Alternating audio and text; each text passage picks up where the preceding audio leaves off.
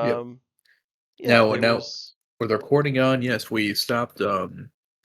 stopped the snake heroin as we call it from the hmm we found basically contacted their suppliers and then we said, hey, this shit's horrible for us. This does awful things to us. And like, oh, and then they quit. Yeah, I mean, you did beat the like you did kill a couple and beat the shit out of the rest, so they were inclined to agree regardless, but they were a little surprised that you guys had such, you know, really? It hits that hard? It's fine here, all right. Um, but yeah, that's a fair assessment. Um, you guys managed to get the innkeeper arrested and thrown away. Who knows what will happen to the Lucky Moon Inn now, but there was a wide staff, so it'll probably pick up the slack, so to speak. Um, there was a native drow who had immigrated here because apparently his people thought he had the giant's malady, they call it, where it's basically you're too greedy to function. And he did quite well in Mishann, but he did kind of take on the whole uh, snake heroin trade, and during the meeting, he got shot in the face. So I he's shouldn't have no been longer a standing factor. there. He shouldn't have been. So he should not have been there, and he's no longer a factor. Just And you saying. guys, That's how you deal with drug dealers. yeah, yeah. Uh, Devil's lettuce, just say no. But Yeah, yeah, that's so right. I know Zach's feelings on this, man. You don't like that wasn't even RP, and you're just like in my town, loads up sniper rifle, yeah. You my town and show your ass. What was that? What was that? I mean, I wouldn't even say dog whistle. What was the blatantly racist song?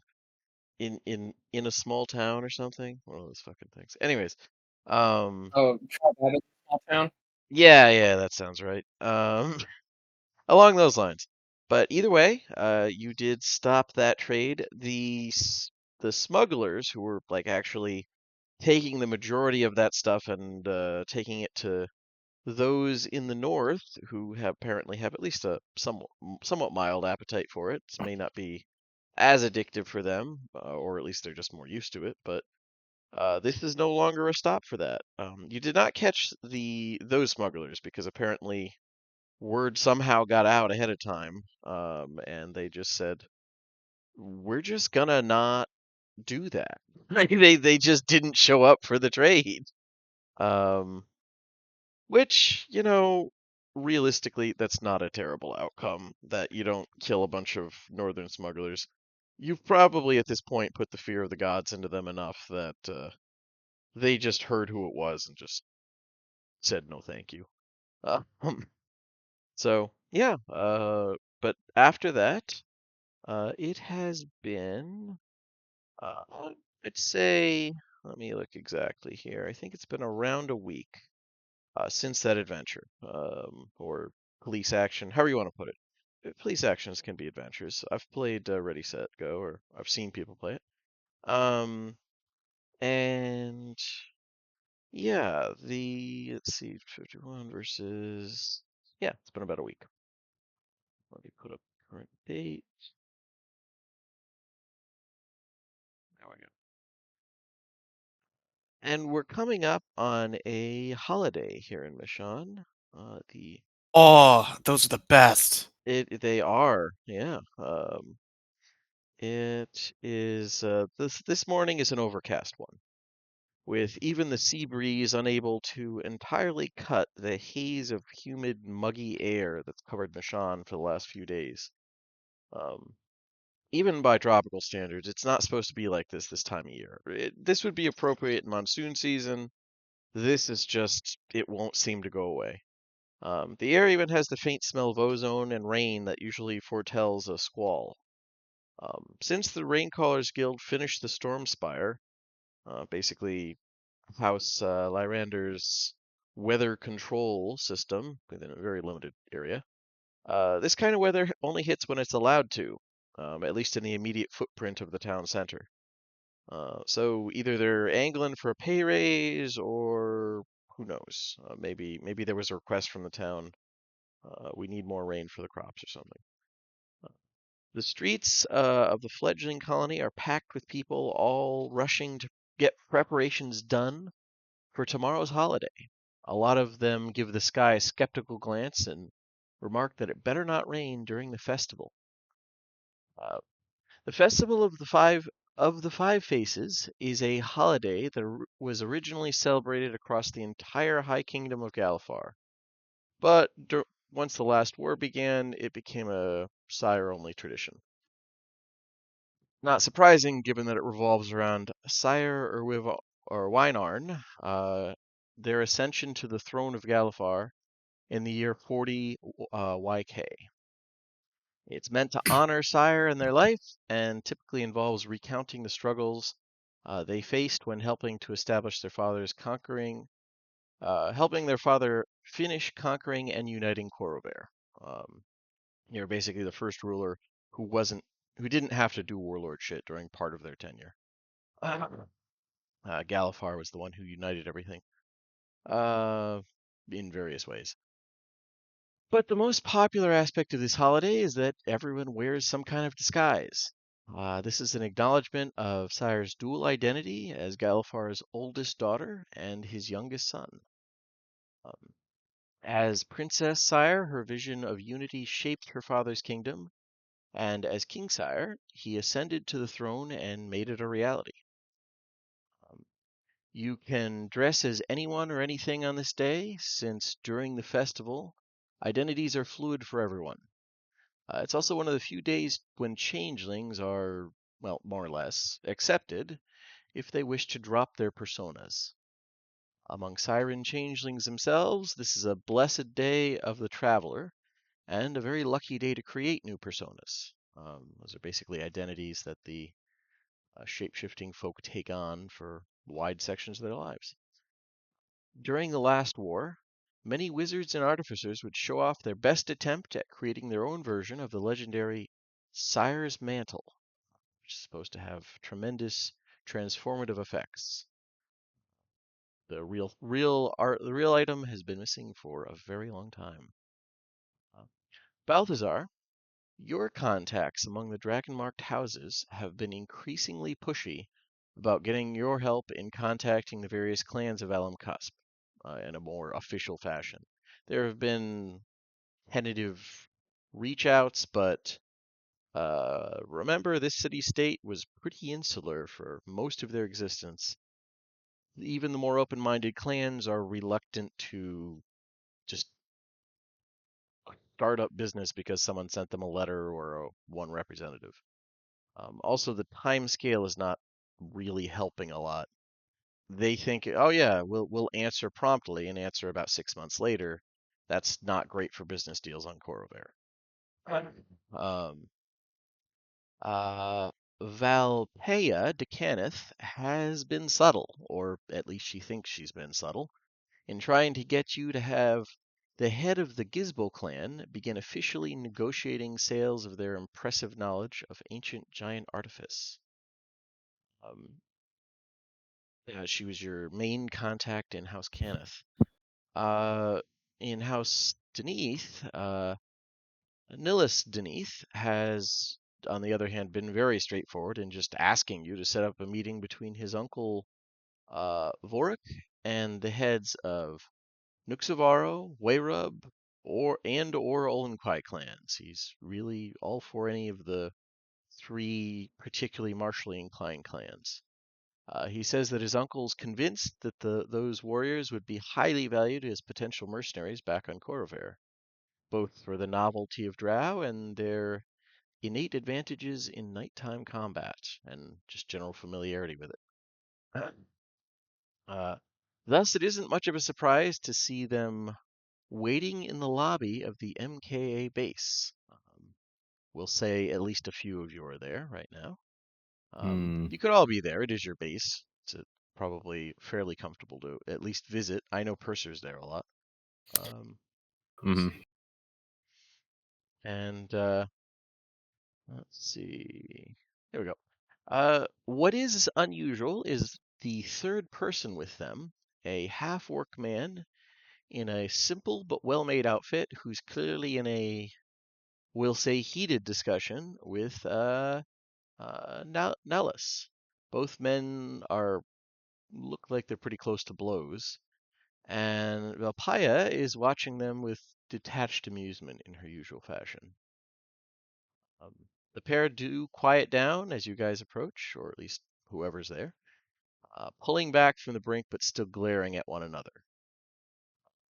Now, I should ask at this point, uh, given that the base does have, I don't know the level of quarters it has for everybody, but like I said, I know Purser's been staying there. Who Mhm. would be at least visiting Purser at the base, if not just staying there most of the time? You all have houses, so that's why I figured What time of day is it? we'll say it's relatively, between 8 and 9, somewhere in that range. Okay. Morning, assuming. Morning, yeah. Okay. Yeah, no, Bemmy's probably out noodling or something. I don't think he'd be That there. that's fair. That's fair. Bemmy- Yeah, Purser's keeping up an air Okay. bubble 24/7 because of how awful and muggy it is. That's also fair. Mercy would probably be visiting the headquarters. It's probably just like a habit from her time in the military, where like every morning she goes and see if there's any standing orders before she goes back home and tends to her potions and garden.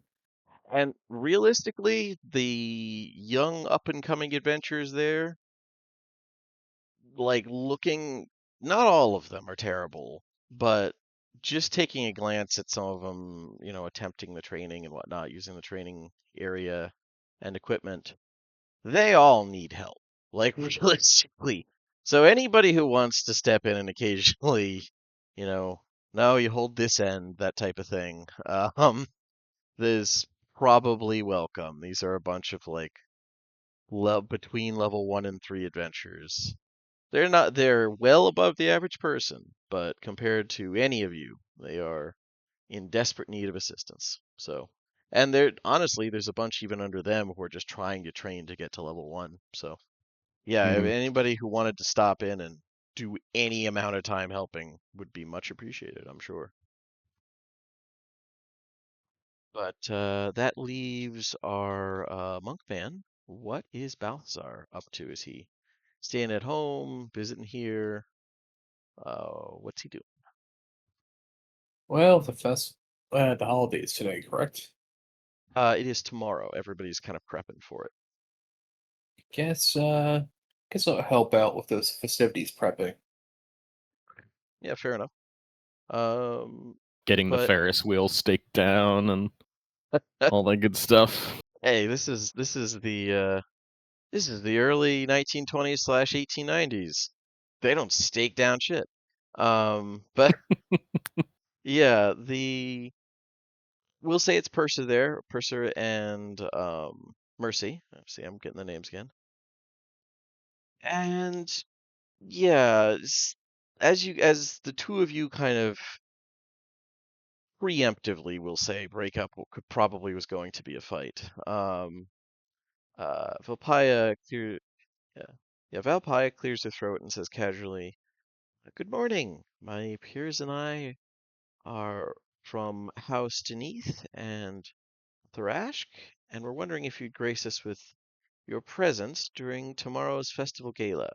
All of the MKA." Ah. What do you mean by grace us with your presence? Simply attend the festivities or cooperate with you in some degree? Well, if you were willing, we were hoping you would be our guests. We personally invited several clan heads from Alum Cusp, and we know how much sway your organization has with them. Hmm.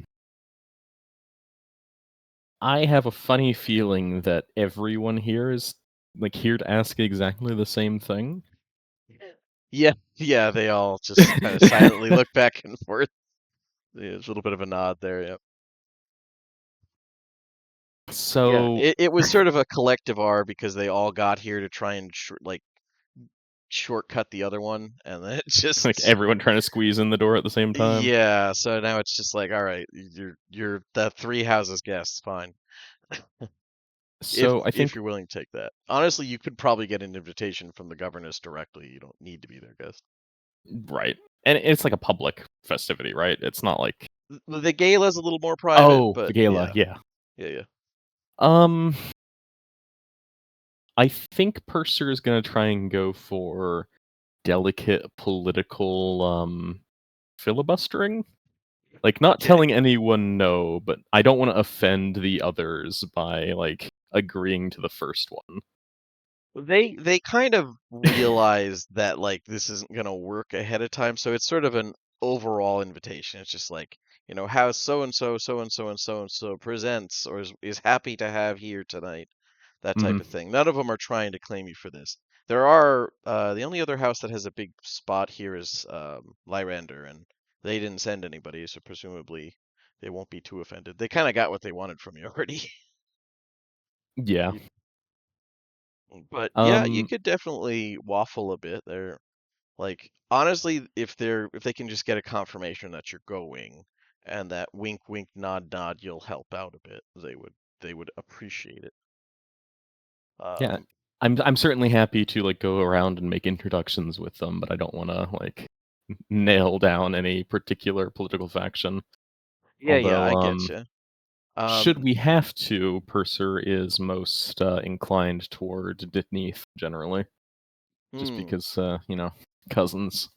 Yeah, yeah, although there's been a very careful not acknowledgement of that, but yeah, they're not hostile Right. or anything. It's just Nihilus, that yeah, little bit of bias. yeah, Nihilus for his part is still breathing hard and kind of glaring at the half-orc, but he looks around. Where's Balthazar? Yes, my uncle wanted me to remind you it would be a great favor among both our houses if you helped out here. Like, Ah, decidedly not mentioning the orc. I believe that Lord Haldron is assisting with preparations for the festival.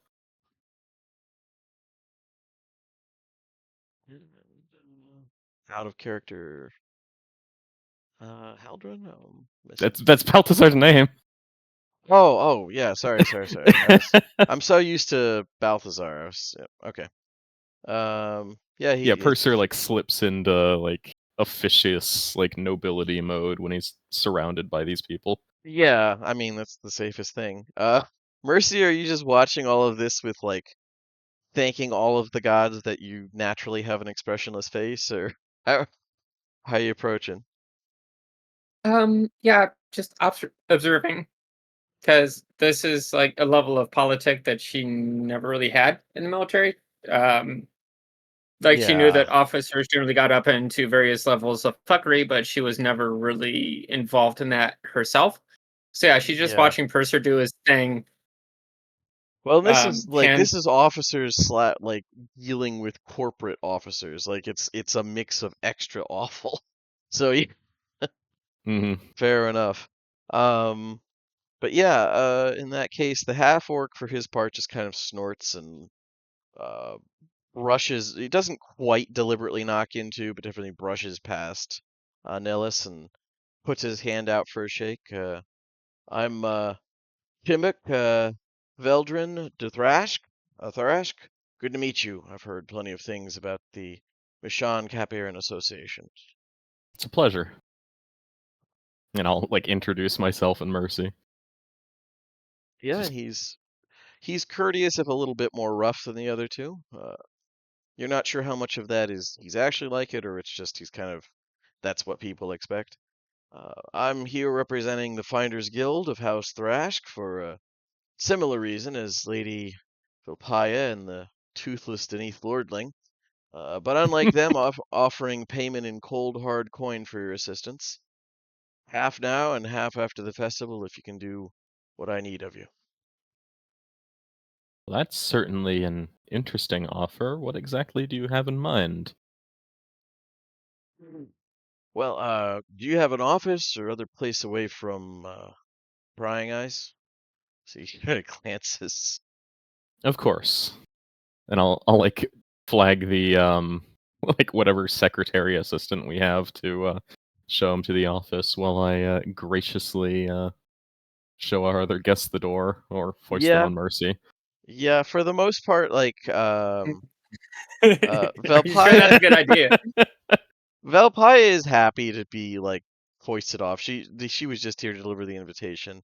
Nallis is a lot more belligerent just by virtue of being like an early 20 corporate like scion, but hmm who was just borderline insulted. So, well, openly insulted actually. But yeah, has Thrashk and Denith aren't on great terms, but yeah, he does eventually leave after mostly just angrily mumbling about bringing savages from the swamps type thing. Yeah, Denith and Tharask are friendly rivals at the best of times and openly hostile antagonists others. Yeah, well, in like in their defense, it's hard to be thrilled about like, all right, we spend decades training the finest mercenaries. We hired a bunch of trolls. Fuck you. Like, yeah. Um, Oh, so, you guys are dicks. yeah, exactly. Um, but yeah, the once one of the smaller offices or just standard whatever they would call it this equivalent. This is a weird schizotech era, but Like a little conference somewhere, room. yeah, conference room type place. He says, "Thank you." Finders Guild came onto the island when we heard Mishann had grown enough to be a stable base from which to search for new Dragon Shard fields. I'll admit I was the biggest advocate for expanding here. I thought, Oh, well, and I still think that these islands could be an opportunity as big as the deposits in Quibara without the endless issues that come from the natives there. well, we have no small issue with natives of our own, but I'm sure you're aware of all that. Oh, we heard about it, but you've thanks to your group's efforts, sound diplomatic openings have been established. Quibara is a nightmare. I don't know why it's so hard to talk to those folk, but it is. Um, Well, so and on that note, the first thing I did after coming through the portal was contact Governess Magdalora, and she informed me that your group had encountered a clan in the north that specialized in mining. We didn't Ah, want to yes. we didn't want to repeat the issues with Kvara, so I figured why not get the locals involved right away. Seemed the safest in the long term. Now, Uh, quick DM aside, if I remember correctly, they were mostly doing metals, but they had some trade in Kyber dragon shards, right? Yeah, and not very limited. Like they deliberately would strangle the supply to keep prices stable. Okay. Um, but the Finders Guild often works with other companies in Zalargo and such, so I reached out to this Peckway clan. Uh, Their leader, Sophia Peckway, seemed very willing to work with my house and didn't even want any tangible payment up front. Information and some of the tools we use in mining, techniques and such, in exchange for her clan's assistance. They led us into a local swamp that proved incredibly rich in Cybers.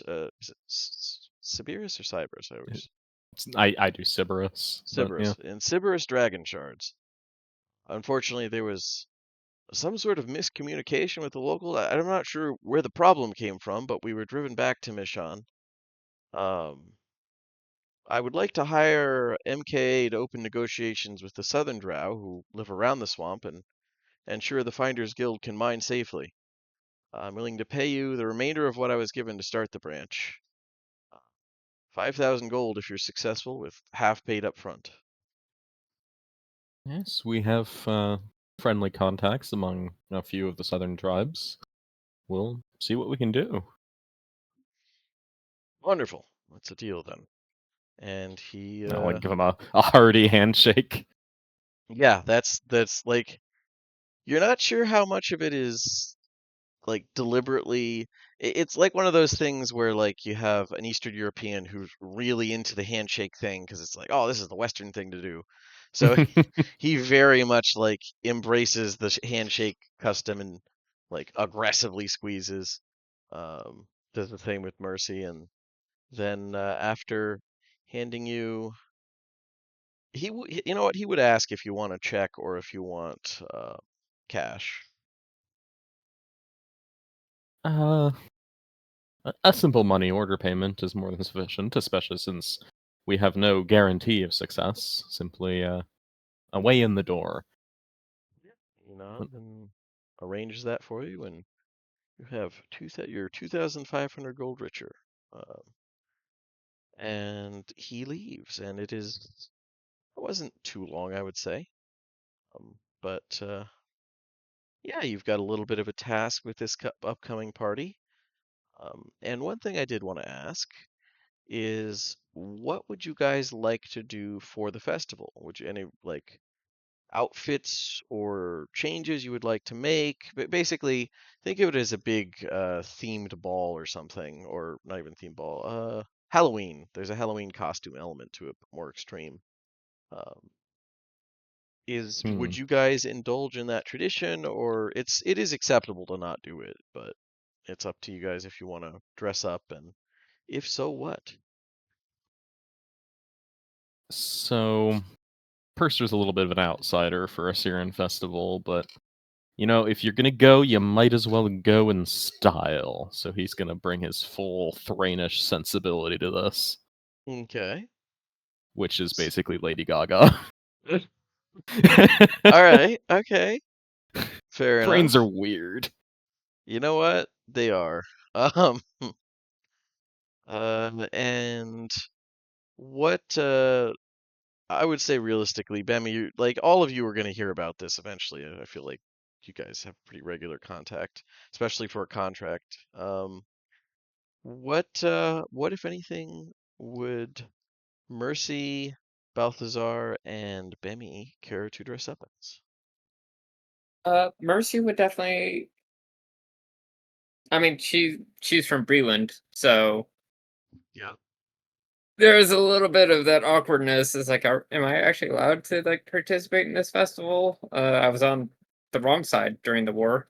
So she'd try and get the opinions of the Sirens to like, what should I do? I have no idea. If I chose myself, I'd just go in my vestments. Like, Yeah, there's no stigma against just like going as you are, but any of the locals and definitely Balthazar could add in that there's not really any like stigma against just uh dressing up no matter where you're from, as long as you're not like dressing up as, I don't know, like the the former queen or something, and writing idiot on her chest or something, like something like Yeah, that. it's a bit of a faux pas. Yeah, that might get some reactions, but If it helps with Mercy's awkwardness, Purser's going as a giant flaming jellyfish, so okay. See, there we go. hard to hard to outdo that, but yeah. Uh, um, but yeah, if you want to just go investments, there's not any stigma about it. Hmm. Now, in between Bemmy's house and the entire town, right? Mhm. Those are fields, right? Yep. Where Huge okay, fields of various crops, mostly all right, corn. cool, perfect. Bemmy's gonna dress up as a scarecrow. Okay. Yeah, I mean, uh, are you just that, mugging a scarecrow to get your costume, or Well, basically, he's gonna walk through the cornfields on the way into town and be like, "Ah, yeah, that looks pretty good," and and he'll just right. like kind of stand out there, creepily enough and sneakily enough, so people are like, "What the hell is that? What's in the cornfields? Why they is?" take a second look and you're gone? Yep. Yeah. You know what? You know what? I'm gonna say that the morning of, you get a fine set of scarecrow robes delivered via malice to your house.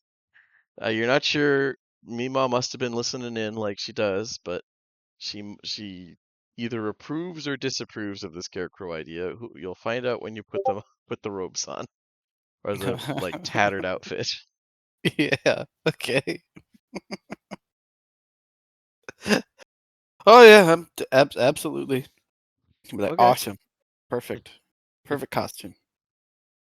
And that leaves Balthazar. You're the only person here who's like you grew up celebrating this. This is just a nice. It's like a combination of Mardi Gras and Halloween. Honestly, it's like that was the vibe back when there was a country to celebrate.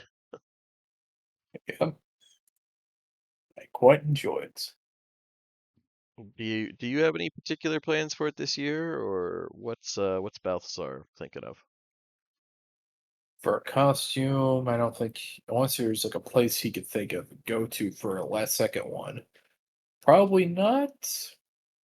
Is there like a is I there mean, like a yeah. last second shop I can go to or a tailor or something like that? The place isn't big enough to have a tail yet, but Nat, she wasn't really aware firmly of this, but when people mentioned that like everybody's gonna want stuff, Nat shop did stock up on like largely mismatched outfits from all kinds of things. So you could definitely get a costume of sorts there, no problem.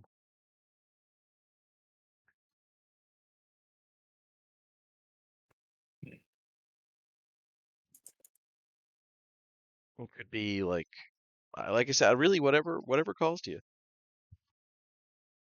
It could just be a fine suit. You could shave your head and go as Hitman if you wanted. That'd be a impressive reference, but otherworldly. I don't want to steal Zach's thunder. That's fair, yeah. Um, yeah. Once I'd and say honestly, you could just go as yourself if nothing's coming to you. what armor? What kind of armor can a monk wear? Nothing, right? Don't even have light armor. Nope. You can wear anything, you just can't like effectively use anything you're not proficient in. If you wanted to go for pure costume element, you could like say you're wearing the equivalent of like paper mache armor that doesn't actually Ooh. offer any protection and you just burst out of when, you know, if you decide you need to handle some particularly drunken revelers. Yeah, that'll work. I'd say maybe a since it's a celebratory time, something a bit. He'll pretend to be a wizard. Okay, It's that's fair. appropriation and you know it. Quiet, you're a Templar, or a Paladin. One or both of It's those our things. word. And I mean, it could be worse. He didn't try and go as a drow or something. But yes, wizard robes are definitely unavailable thing. If you wanted to put a little stank on it, you could like particularly choose another country's colors, or you could just go with standard Cyrus green. But either way, big over the top robes, the classic hat, everybody's gonna know you're going as a wizard. It's now that I think about it, that's kind of like the equivalent of like the people who put on like the Vietnam Army outfits for like Halloween. Like that's actually because it's a real job. I just realized like this isn't that wacky. It's like I'm going as Soldier Man. It's it's like not even going as a sexy nurse, just a nurse. You know what? That yeah, credit where it's due. The sexy nurse trend has not caught on in this world yet. Um, but yeah. So with everyone gussied up in various fashions, we will say that at the moment, your lizard folk friend is back in his home village handling something important. Or his people's adopted home, whatever. He's like a couple miles down the road. But yeah, you guys get some outfits set up for the day, or for tomorrow. And are there any other preparations you want to do, like invitations you want to send out to particular people, or just anything for the big festival coming up?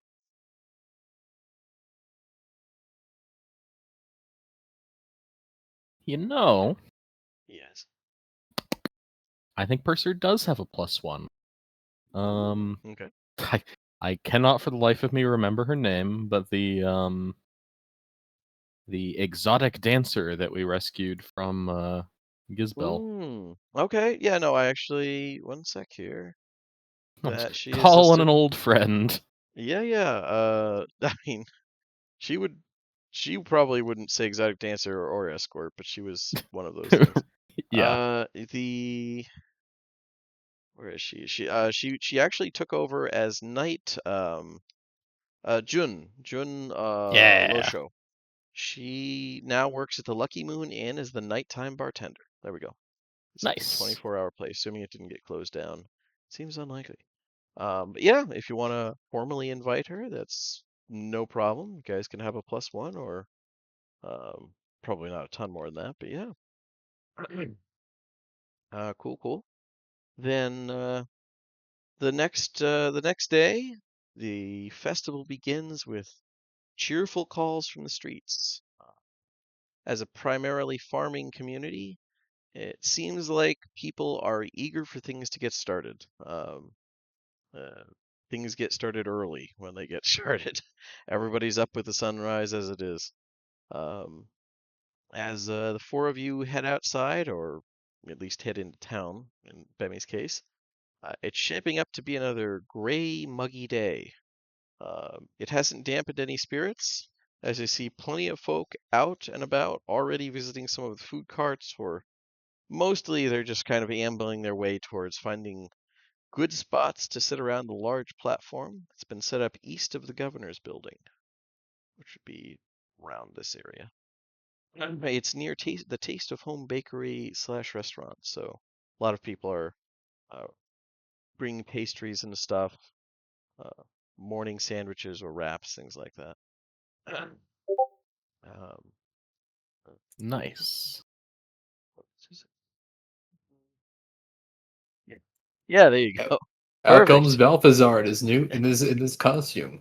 Yeah, yeah. I mean, it's honestly the like if you really that's we could just say that that's like a pre-Last War Wizards outfit before they modernized and made it more reasonable. You know, back when it was like really Stars and rare. moons are so gauche. Yeah. Yeah, exactly. Um, but let's see here. Yeah, And then it's I've cast like continual flame on all of my jellyfish tentacles. So I'm a fabulous figure walking through the streets. okay, okay. Um, Out of curiosity, like how thoroughly covered are you in that? Like I'm how much are basically you wearing an courting heat umbrella stroke? covered in streamers on my head. Oh, okay, okay, that's much better than just like wearing a 40-pound fursuit or something and Oh having no. heat stroke 3 hours in. Well, magic Cool. can solve that problem, but yeah. That's true. That's true. Um, but yeah, it's this platform that's been set up. It's big enough to accommodate maybe a dozen people. That's plenty big to speak to the crowd, given that there are less than 5,000 people in the town total, even with visitors from across the island. Which this is the first time that Mishann's able to celebrate this here. Uh, and so there are visitors coming in, but not huge numbers or anything. It's not like an influx of Sulatar or Volcori or anything like that. Let's see.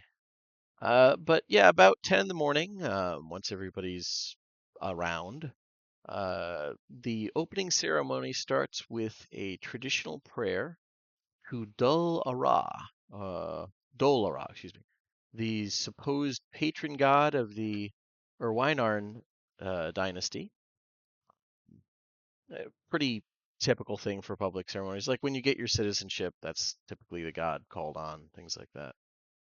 Um, but after the prayer, Governess Erthavar comes on stage and has a surprisingly decent speaking cone, probably trained somewhat in rhetoric, or at least casually. That's pretty standard education for nobles.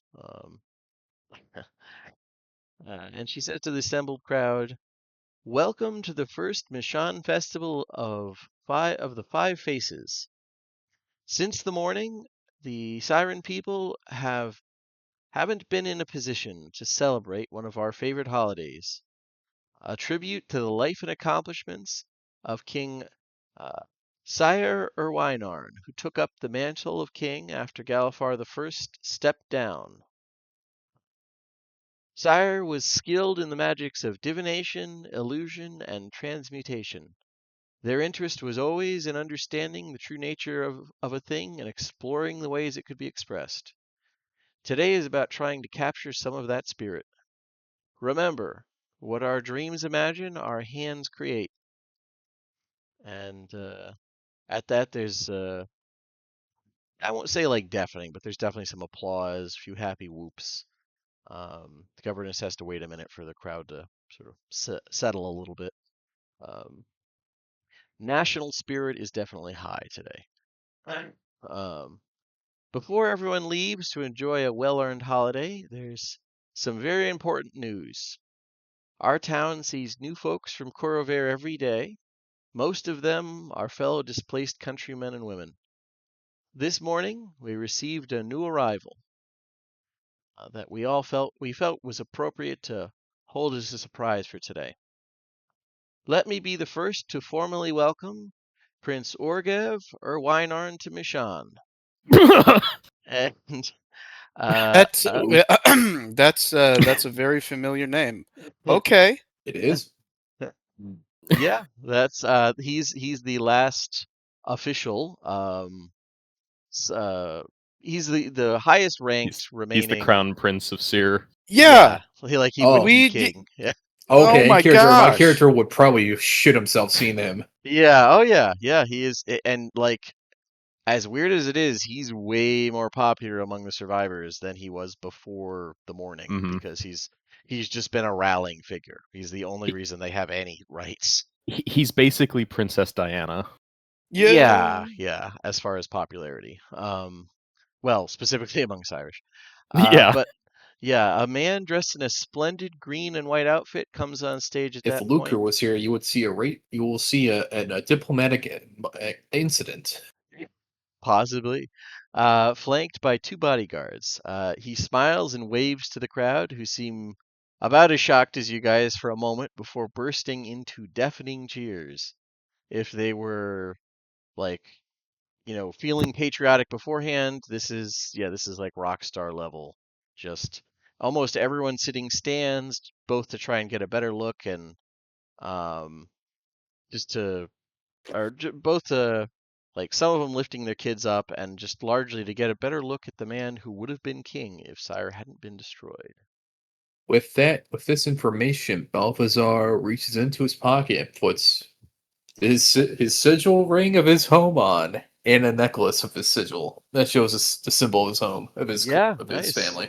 Yeah. it's there's a I mean I won't say everyone can't put on the pedigree so to speak, but everybody is there's a burst of I national pride. I wasn't here to I was here to celebrate, have fun. I didn't expect to see the fucking president. Yeah. Let's see, where is he? I have a picture. There it is.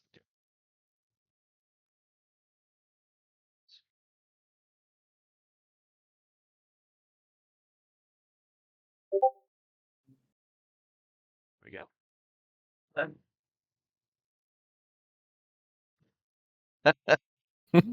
Uh, but yeah, he's become as I said, he's become a symbol for the refugees from Sire. Ironically, this has definitely made him one of the most popular figures from his family and generations. It's not to say the Queen wasn't a popular figure, but he's definitely in dark times. He has clearly been doing his best. His voice, magically magnified, echoes out across the crowd as he says, Thank you, Governess. I'm so proud to be here and see what our people have built in less than 2 years. I'll be with you from this point forward as we create a new homeland.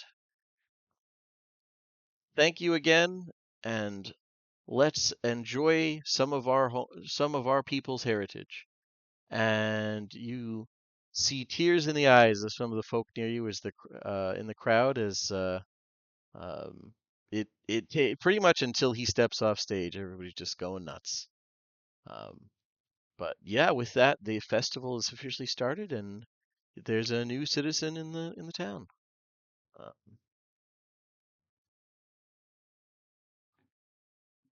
But yeah, so for its part, it is going to be split into 2 sections. The first during the day is just a general holiday. That's where everybody's going around. There's performances, usually historical plays or songs, typically enhanced with illusion magic of some kind. Public displays of clever artifice or innovation. About midday, there'll be a small parade put on by the militia and veterans of the last war.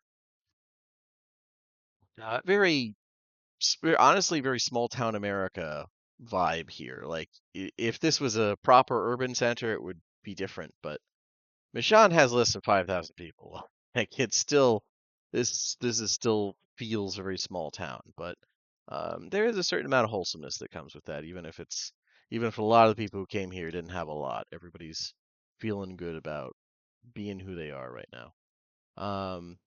The second part of the festival is a much smaller event. The gala will involve many of the movers and shakers of Mishann and the drow of the island.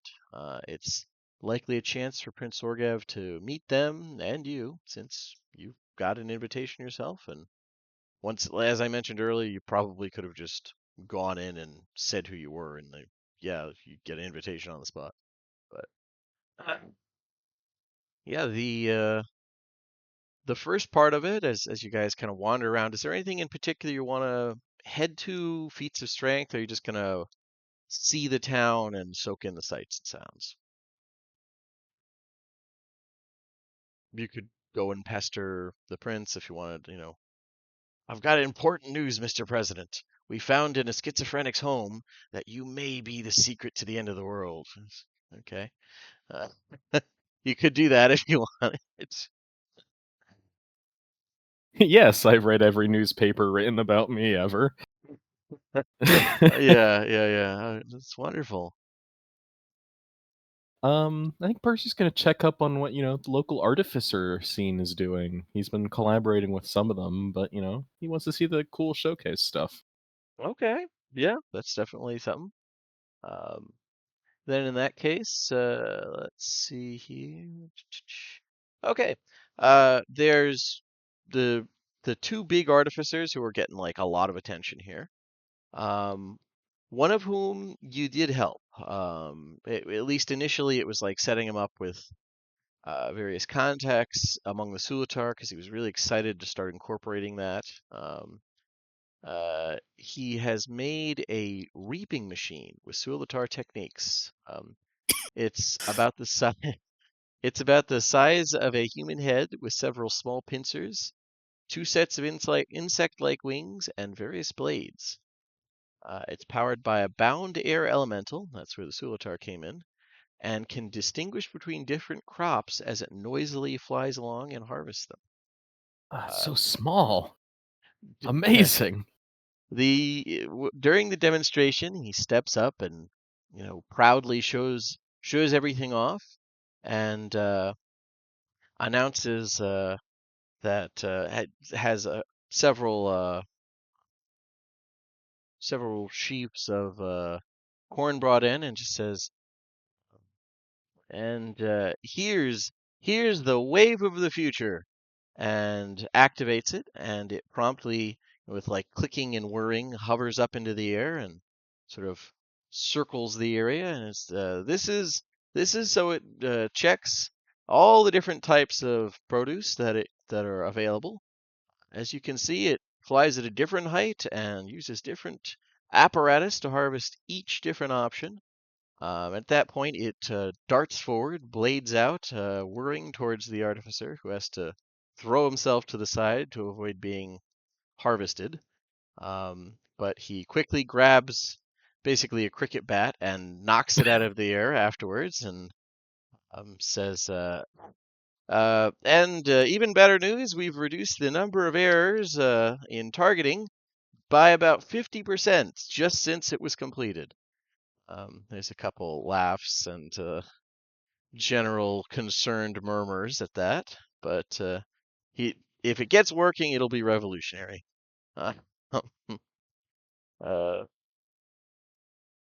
There's a few curious glances from like some of the visiting drow, which it's impressive they're up this early, but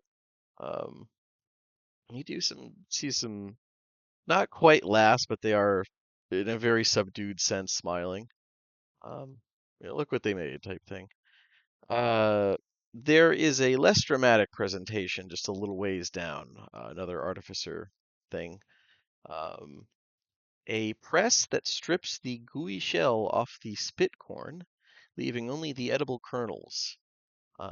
This stand is much more popular and actually gets a lot more applause, even though it's laughably simple compared to the reaping machine. Given how ubiquitous spit corn is across the islands, this one seems like it could be quite useful. Spit corn, for reference, is well, it's technically corn. It basically has like a film or goo over like the actual kernels typically as it grows, or over like the not the kernels, the sheath, whatever it's the Yeah. husk. Husk? The husk. Yeah, Yeah, there you husk. go. I got there. Yeah. The husk that, and it's part of why it's so ubiquitous is it's nitrogen fixing, so it grows really well just about anywhere. I doubt they would use that term, but it's a big deal. But yeah, this would, like, as obnoxious as husky normal corn is, imagine if it was covered in slime. So this is a popular invention once Cream it gets corn off on the the ground. cob. Yeah, basically. Well, it doesn't actually get at the kernels inside much, but yeah, either way, it's just awful to shuck. But yeah, those are the big things going on with Artifice right now.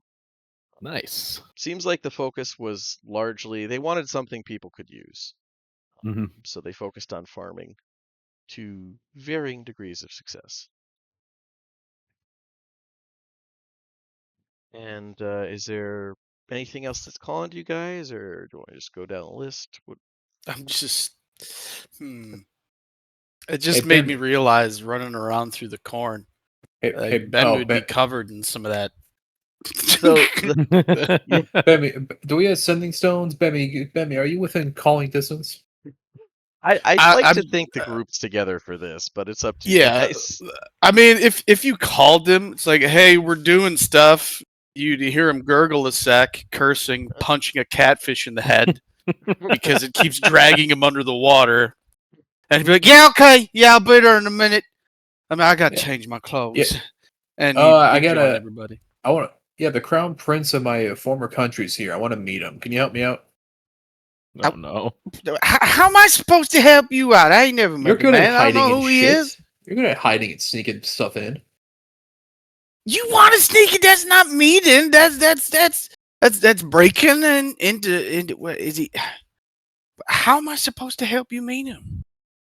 Well, you have you have very good skills in not being seen and hiding and making sure Mima doesn't know you're in the room so you don't get beaten, which My correlates. point is that that's not meeting someone. That's like that's like watching someone's entire family eat dinner.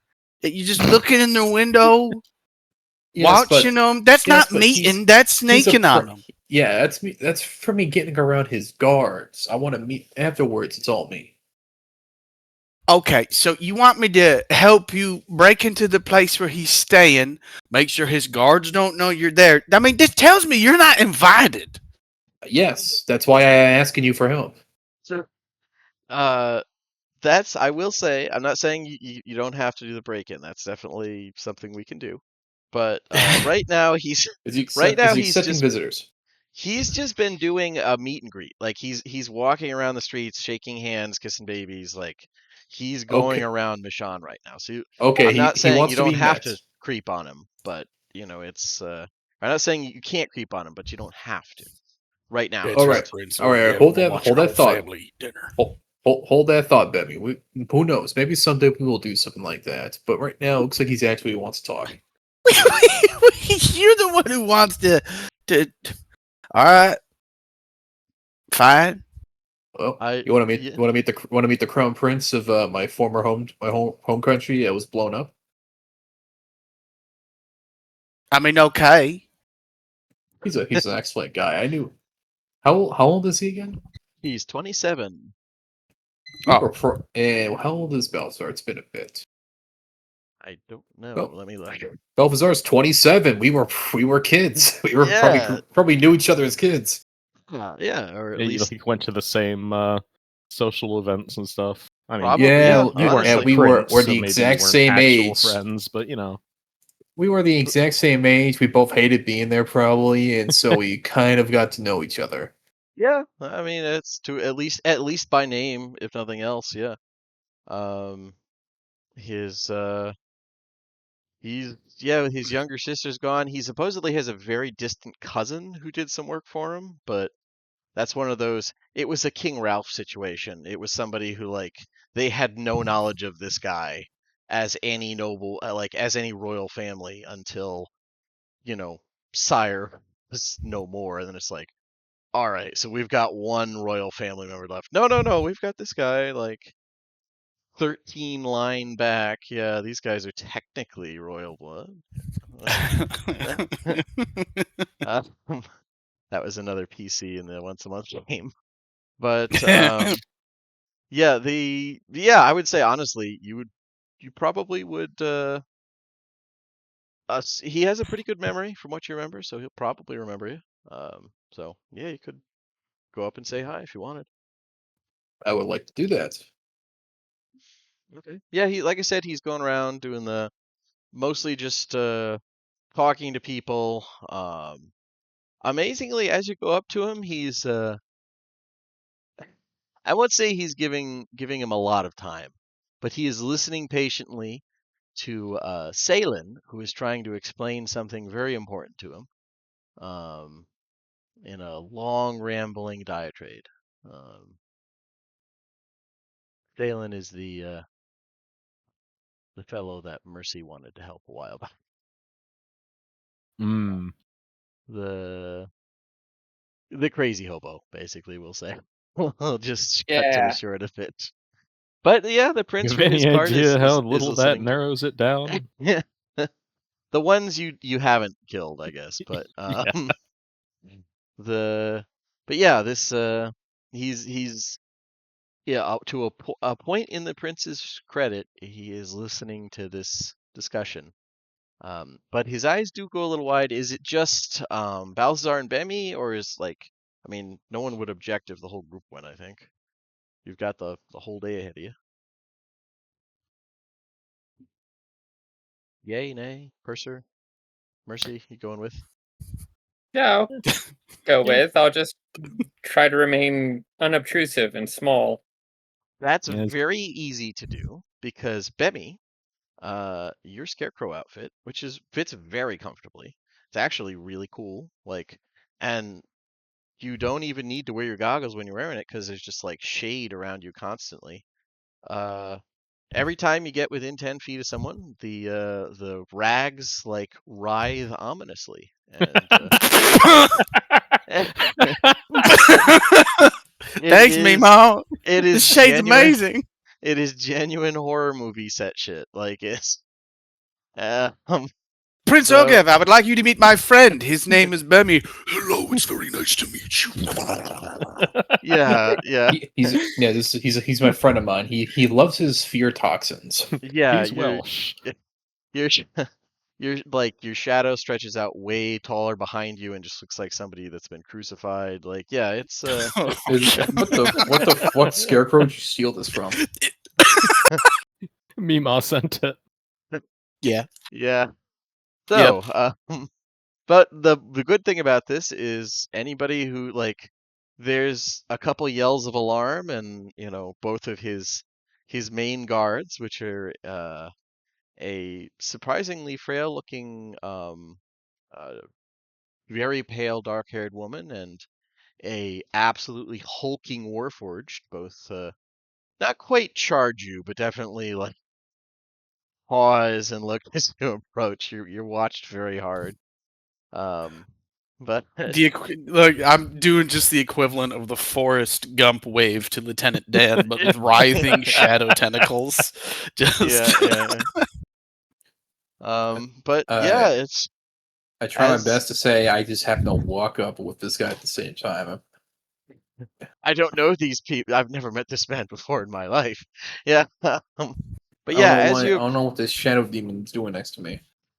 as you approach, Salen doesn't quite run out of steam, but even as addled as he is, he kind of gets when the prince just very, I will absolutely look into that. That's you bring up a lot of valid concerns, friend. And and then he sort of switches focus to he goes ah um I suppose I had heard you survived. It's good to see you, Lord Balthazar. Or Yes. actually, no, he would say Haldren, because yeah, you're it.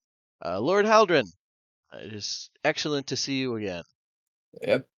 Your message to me was successfully sent, and I arrived. Good. We need as much of the old noble families as we can get here. I really think this could be the cradle of our people once again. We'll have a homeland. How have you been? I've heard that you've been involved in big events since you've gotten here. I arrived a bit later than most of the first waves of refugees, but yes. Since then, I've traveled this island, traveled to the neighboring islands. I've learned many things. Accustomed with the local drow traditions, some of the giant artifacts that I've studied. Good. We need to keep the locals in mind. We don't want to. It was bad enough back in Breland. We want to start on a good foot here. Who are your uh, friends? That is my friend Bemi. He he yeah, He's it's called clearly taken our custom to heart. That's an excellent costume. It is a costume, yes? oh yeah, it's a costume. It's pretty good. It helps me hide in the Ah, yeah, well, cocktails. it's a great costume. His mother is a very odd individual. Don't worry about it. well, that's good to hear, Bemmy. That's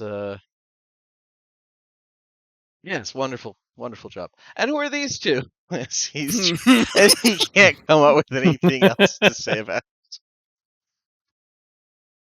Purser will just give like a respectful bow, sending like all of his little flaming tentacles bobbing. it. Mhm. And Sir Purser Talon, Templar of the Silver Flame. A pleasure to meet you, Your Grace. Alan, yes, I heard of you as well. You've been a great aid to the spiritual health of the community. I've heard thus far. Um, it if he if the honorable high priest couldn't think of anything particularly negative to say about you in his reports, then that's a mark of incredible prestige in your favor. Thank you, Your Grace. And he smiles at you and looks over to Mercy. Greetings, Your Highness. I am Mercy Seven. It is an honor and a pleasure to meet you. Ah, the same Mercy. Or Mercy 7 is the whole thing? Yes, that is the name that I was issued. Ah, Mercy 7 then. My long-term companion and bodyguard here, Jake Shield, has a similar thing. You say the whole name at once. But I've heard your recent arrival, but we welcome folks from all areas and all backgrounds. Yes, I have felt very welcomed here. And yeah, uh, once again, he kind of like does a quick scan of the face, and he actually seems to be picking up a little more of your emotions, like probably the mild uncomfortableness of being Oh here. yeah, no. He, If she was an organic, she would be sweating bullets because it's like he seems to be But not picking too that long up. ago, I would have tried to kill you, like at first sight, in order to like try and end the war. So Well, let's not think about he that. wouldn't have been. He was actually the ambassador to Breland during the war. He was their like Oh, attempt okay, at cool. yeah, but yeah, his mother definitely. Um, but he seems to pick up on that a little better than most people you've met thus far, and just smiles and kind of cuts the conversation a little short so as to not make it any worse for you. So he's either very perceptive or has just spent a lot of time around Warforged, so he seems to notice. Um, Nice. but yeah, he's well. I assume you're all coming to the gala this evening. Well, I did not expect our crown prince to be here, but definitely now. Good, we can talk more then. Unfortunately, I need to keep moving here to just trying to get a in-person view of things. Reports are one thing, seeing it with my own eyes is another. Good to see you again, Lord Halbert. And yeah, he Likewise. continues on. And like now, don't let this stop you from stalking him later. That is definitely an option. But yeah, it wasn't necessary at the moment. But We yeah, will. That's always a backup. But I don't think we need it. I don't think this is a hidden dragon. I mean, he's more charming than the last hidden dragon if he is one. That's not a high bar, but she was not happy to be here. So She was under significant duress as well most of the time we knew her. yeah, and you helped make That it worse. horse. So yeah. uh, but yeah, is there anything else you guys want to do during the day? Just mill about?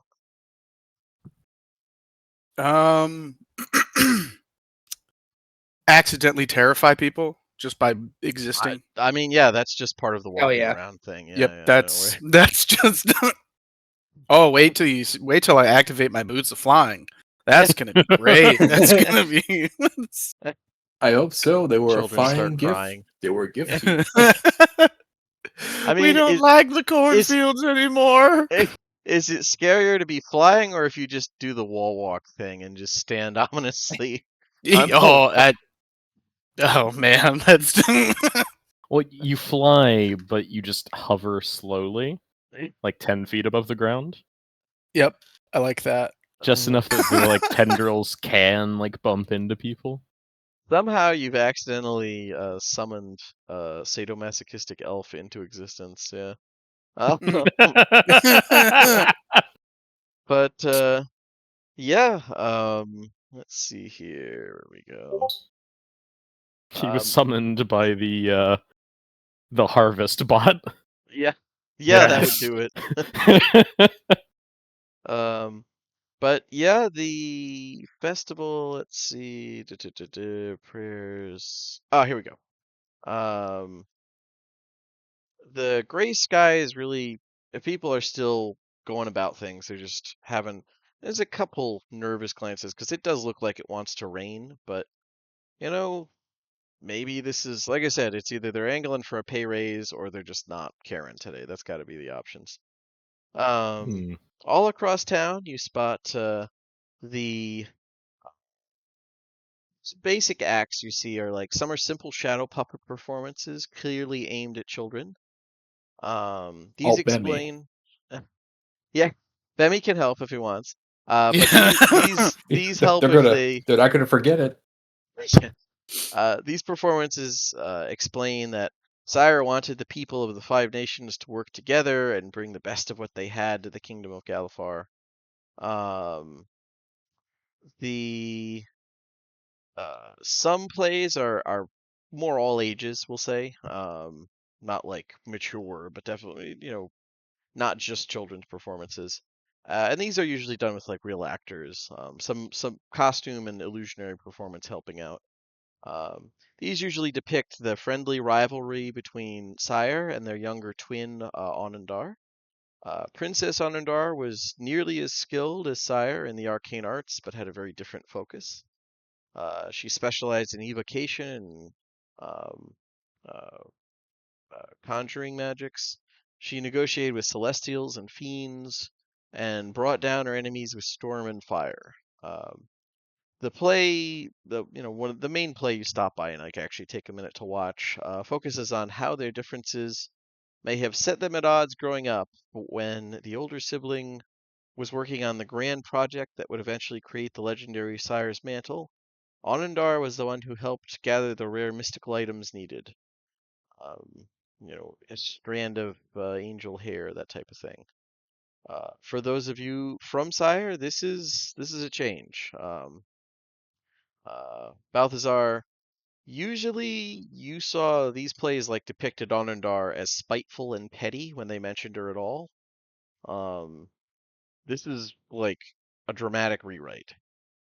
It's a safe bet that without the nationalistic censors kind of breathing down the writers' necks, they felt free to go in a different direction. Showing cooperation between the two siblings could also be a not so subtle nod towards accepting non-Siren settlers in Mishann. Or it could just be, whatever they felt was appropriate. But it is different. It doesn't have the like, and the petty other siblings were all little monsters, and they should have. They of course they accepted uh, Sire as like the new High King type thing. Not like today. Uh, but one of the most popular performances you go by, and you go by a couple, all doing various covers. Um, but the most popular is a full band playing the biggest hits of a renowned bard that became popular a few years back, Damon Puck. Most of his songs, Hey! most of his songs at least mention the plight of his people, Irish people. Some, like Methuselah's Ballad, directly lament the loss of their homeland and living as refugees, but they're not quite the official theme song, but there's definitely a lot of those songs being played. It's like it's about as synonymous with like what was the one the American Pie song or whatever the hell it is, like the not technically propaganda song, but they definitely take it on as one. It's not. It's I don't know. Would it be on par with Australians being like, no, national anthem's Waltzing Matilda?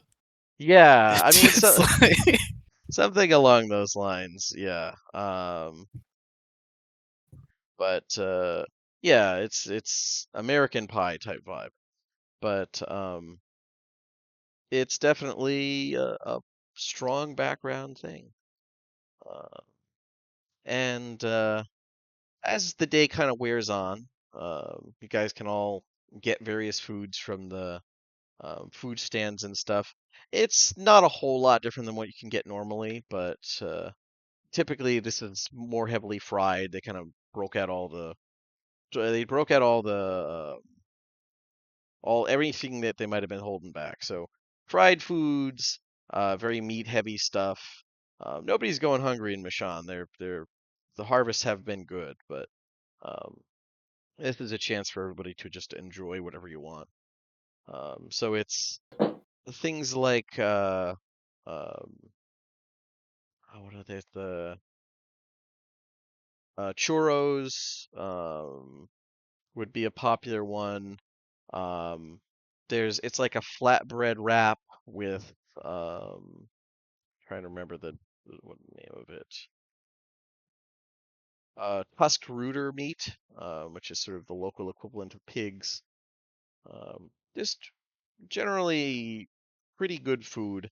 It's unlike if you were to say get something in Breland or Crane or Carnath, where there's kind of an overall vibe. These foods are just taken from wherever.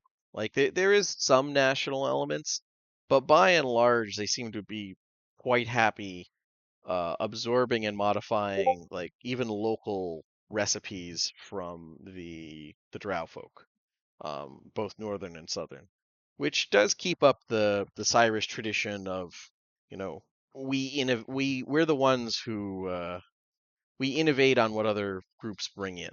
That's always been their whole shtick. But anyways, the late midday parade is a lot less formal than it would be back on Corvair. The town militia puts on a decent display, largely because of the former Deneath Blademark veterans who form the core of the town's defensive force.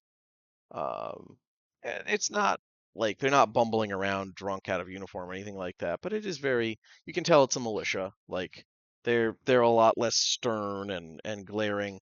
There's a lot of grizzled vets, but everybody's just happy to be serving like what's left of the country. So some of them wave, kids run up and some of them like pick up the kids and put them on their shoulders as they're going, that type of thing.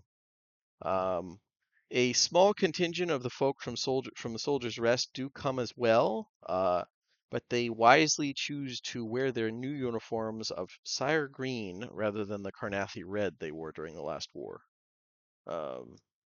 Which gets some dirty looks from the other vets, but nothing like no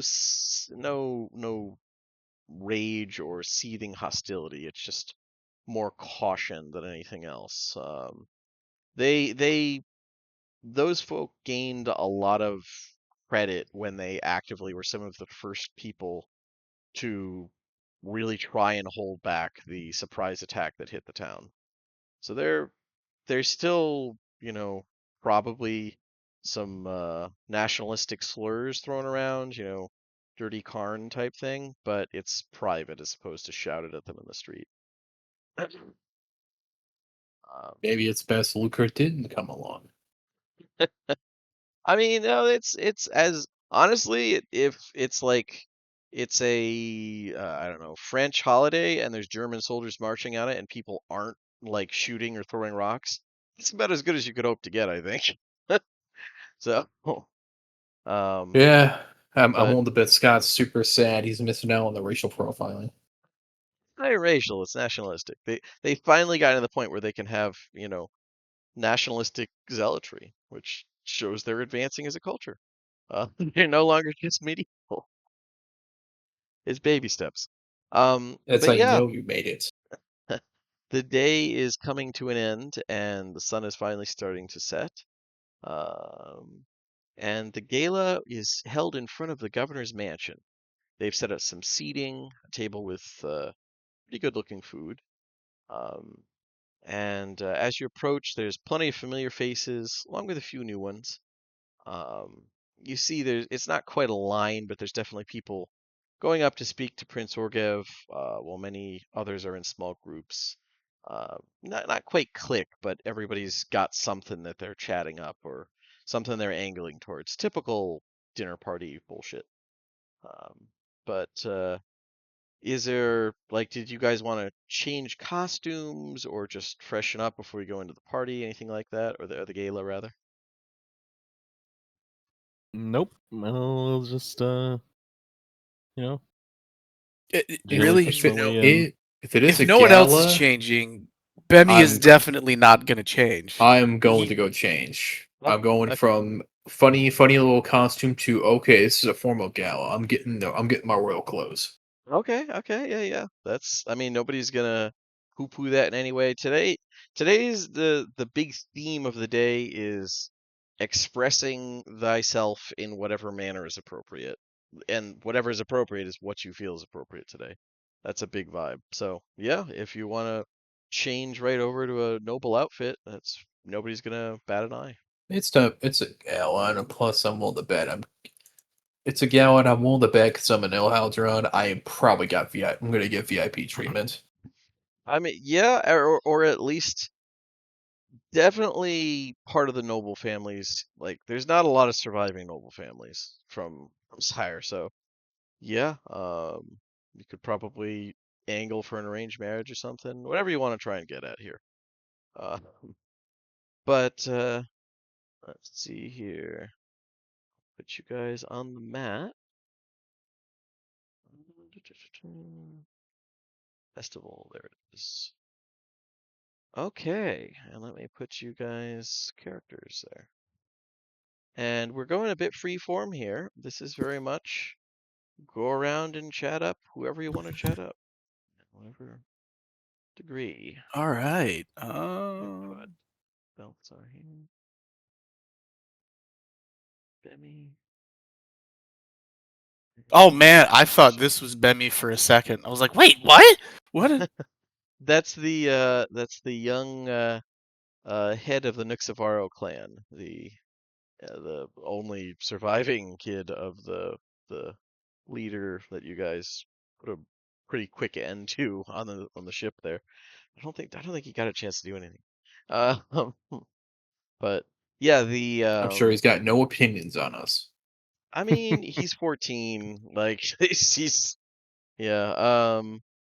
The standing here talking with 3 clan heads is the representative of the House Beneath, Dragon Marked House Beneath. Let's see, over here is another Beneath member talking to a familiar-looking drow woman, a tribal drow. Seeing you Ah. guys approach is Star Thistletop, who's running over Oh as fast as her boy. little legs will take her. Over over here, the Thrash House rep is discussing something with Nat, who's running basically like miscellaneous / luxury goods little stand. Just people all around. Over here is the prince chatting with the Sophia Pekway, the head of the Pekway clan. Um, uh, seems to be discussion happening over here. Yep, just chats happening all around.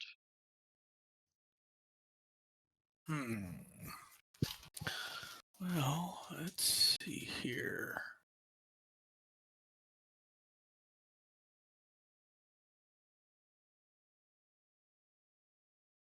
So, What's going on over here at this tent?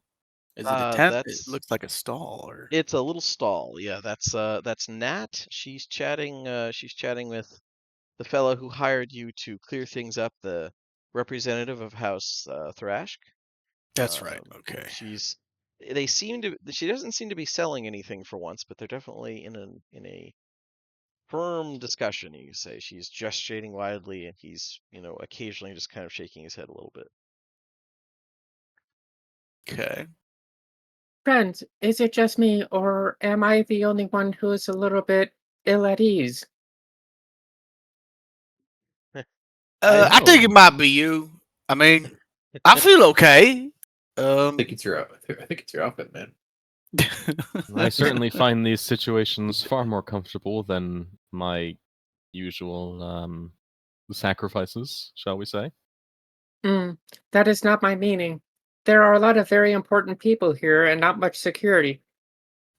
Oh, there's security everywhere. It's a lot of it's like around. You hear from like below waist height as someone's tapping on your leg, Mercy.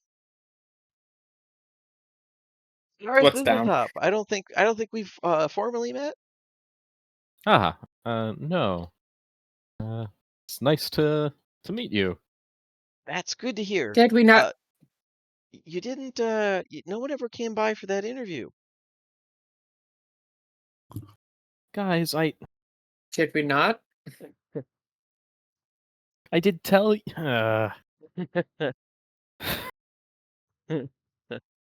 My apologies, Miss Thistledown. I'll get them Thistleton. to follow Thistletop. their. Sorry, It's all right. Thistle bottom. just distracted by texting at the same time. Get them to follow their schedules better. I love the idea that person's trying to palm it off on like the least responsible members of the party. Yes, You want me to talk to her? No, you. it was You in the know I fish in the itinerary, and no morning. one You know- followed. You know I fish in the morning, and I said no, I'm not doing it. She wants to I meet li- up for lunch. That's different. I really enjoy that person gives everyone itineraries regularly. Yeah, no.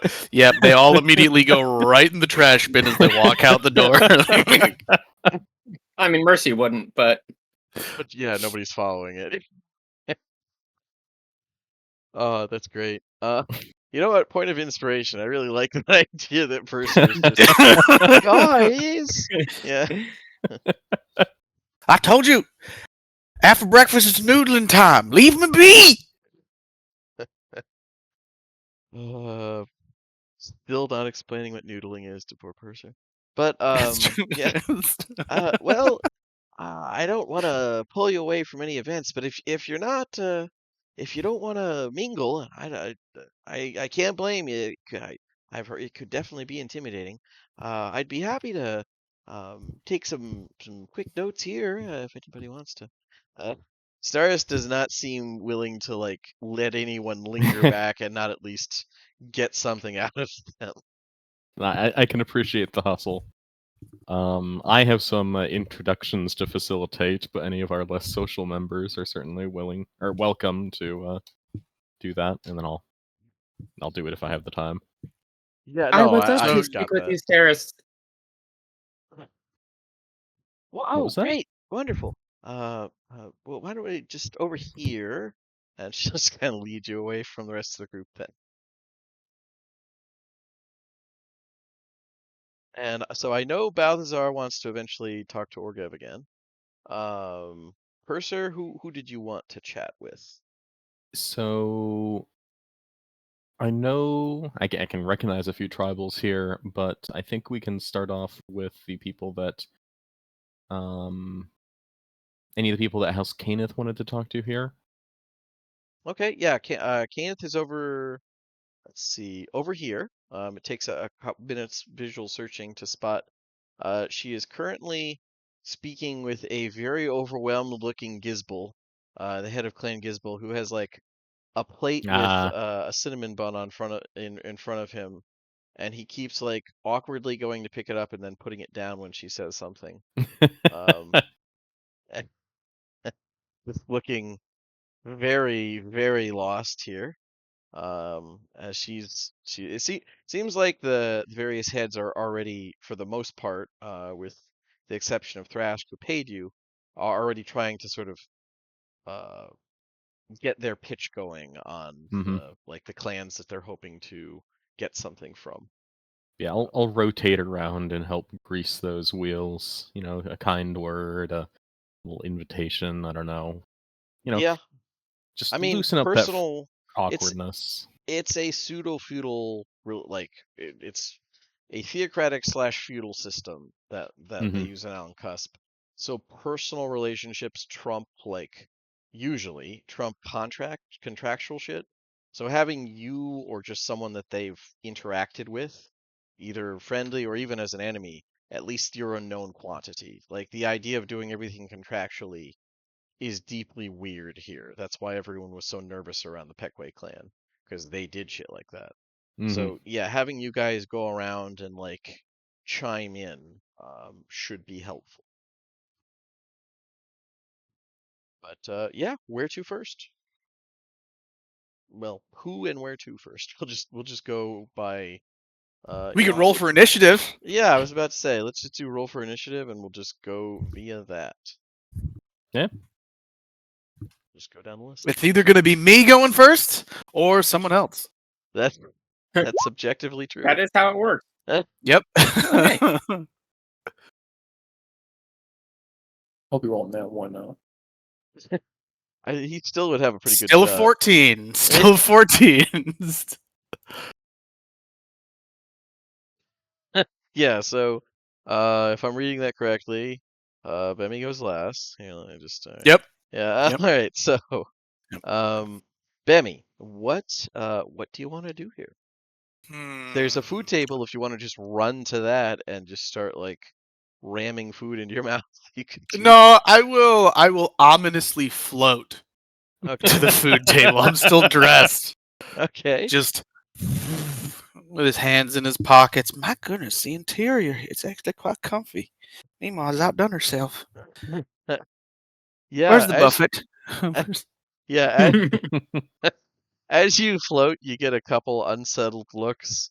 Um, you surprisingly one or two like approving, at least um like the harbor master here sees it and like swears pretty colorfully by the gods, but the woman he's talking with, the head of well, the local representative for the not wind yeah, I think the Windwrights Guild, basically harbor stuff, for House Lyrander, also swears, but like kind of laughs about it and says, "That's that. Finally, that's the most exciting costume I've seen yet. Good job, you little weirdo." Uh, Thank you very much. yeah, Thank you very much. My Meemaw made it for me for today. yeah. She shakes her head at that. Ah, locals. Um,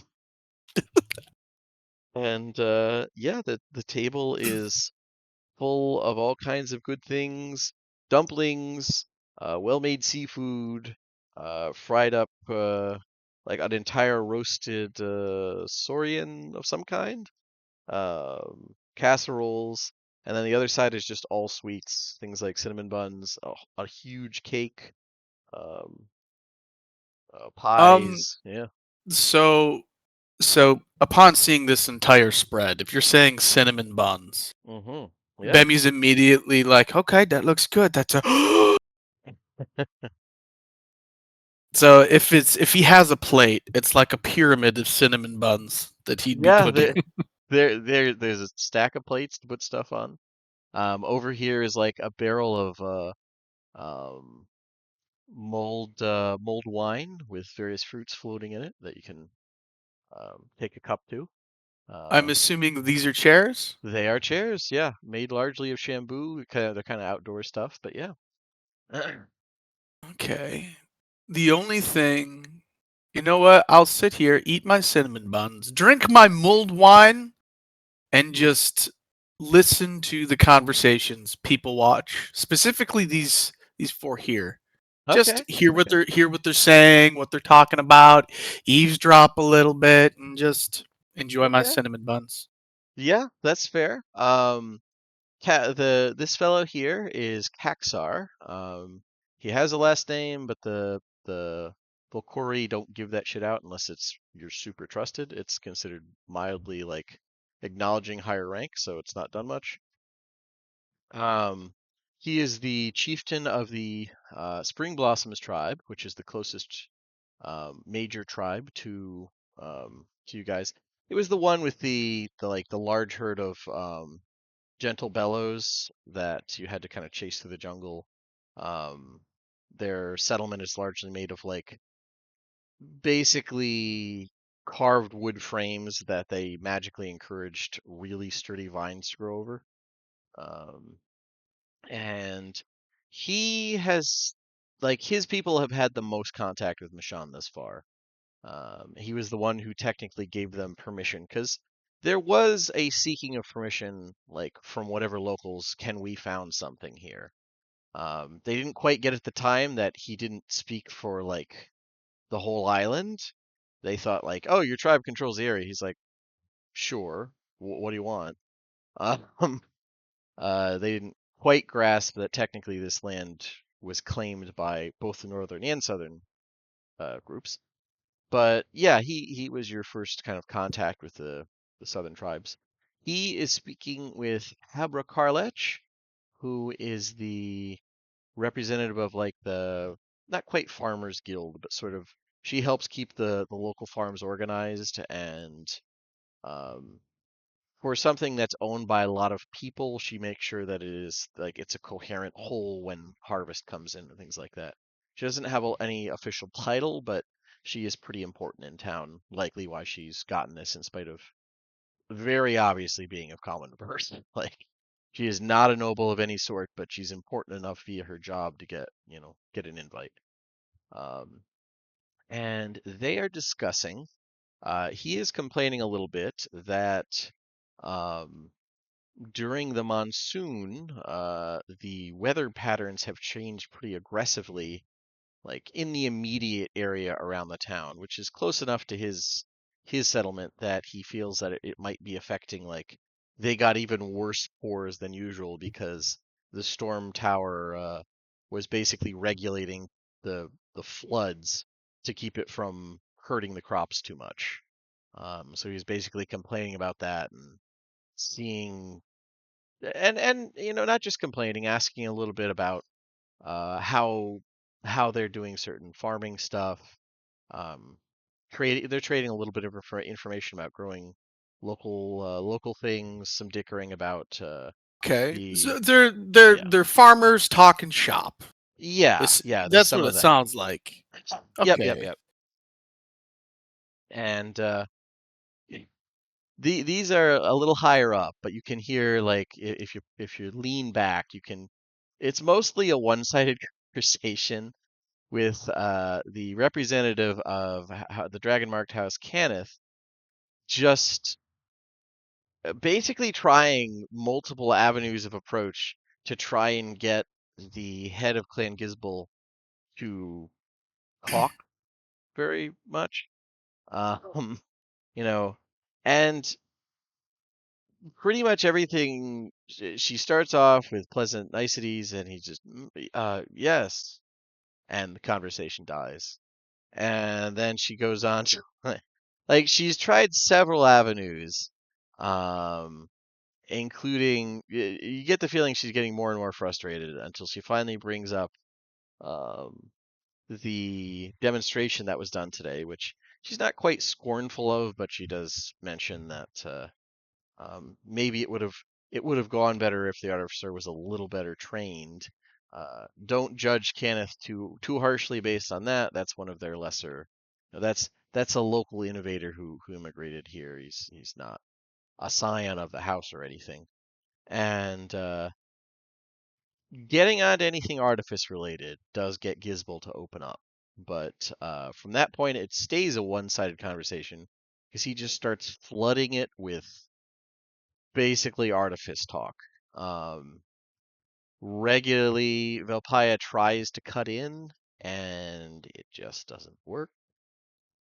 So she's just kind of subject to just listening to this guy ramble about Congratulations, you've been promoted to captive audience. Yeah.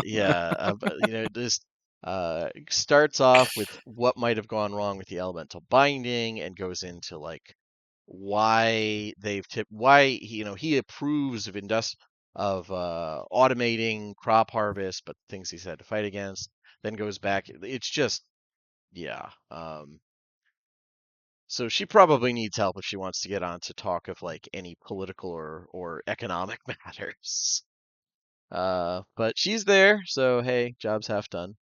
Um, so those are the conversations you hear there while you're eating your cinnamon bun and drinking your wine. Okay. Well, just gonna sit in my chair, eat my cinnamon buns, and yeah, I guess well, this is kind of in the way, so I probably wouldn't be able to see them, but I still got a pretty good look of the party down here, and that's kind of how I'd like to keep it. Yeah, Just fair enough. All right, then we will go on to Mercy. Oh, this is gonna be great. Staris for her part. Now, I will say a key difference here is unlike the last party's interactions with Staris, she is not trying to actively destroy your careers. So that's Oh yeah, good. like tracking that she is a more friendly and cooperative Staris. She's still But, like, like Mercy recently probably was the last person. Yeah, she's still a graduated, like she just graduated from working at the Inquirer. Her default method is ambush journalism. So she starts in with let's see. Once again, not trying to be hostile, but so you're obviously a Breelish model. How did you come to Sire? Were you ordered here? Was it any type of military thing? No, I am searching for my purpose in life. After the war, I was released from service, and I have been wandering ever since, helping people where I can. Oh, the Wandering Hero. That's a good sell, and that's a good one for Warforged. People don't like it when you settle down. All right. So, if you're here and you're looking for your purpose, have you found anything interesting among the locals? Any gossip that's fun to share? Anything in particular that's just fun about the locals or terrible? Okay, Mercy does the blink blink. Hmm. I am afraid that I am not one much for gossip. There are a lot of people that need help in this town, and I am dedicated to helping them. Oh, that's fair. I'm not one for gossip either. She tears off one of the pages and stuffs it in her pocket and starts jotting down again. Uh, and well, that's very good. You said you were in the war. Was there any particular battles you were in? Anything memorable? And you like, I don't Vietnam expect you to. PTSD. Yeah, yeah, yeah. I don't expect you to name like actual battles or anything. Just like you could give the overall vibe if you wanted, or just Mercy goes into a like, you know, they were all around us. I was covered in blood. However you want to play it. Um, I am afraid that the battles themselves started to mend together, but I was helping where I could. oh, good, good. I mean that's what that's a big part of it. How do you feel? How do you feel the changes with the Lord of Blades supposedly gone? How do you feel people have been acting towards Warforged since then? Have things gotten better or worse? I know the Breelish Parliament recently rescinded some things.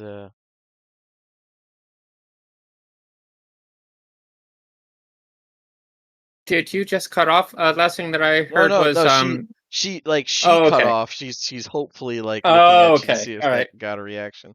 Yeah, yeah. Just poker face. Given that this is a frontier town, I am afraid that a lot of the things that are happening on the mainland continent have not yet reached here. Out here, if you're useful, then I suppose that people do not give you much trouble. Oh, that's fair. That's fair. And the disassembly bills have pretty much universally failed as it was. Um, so that's good news across the borders.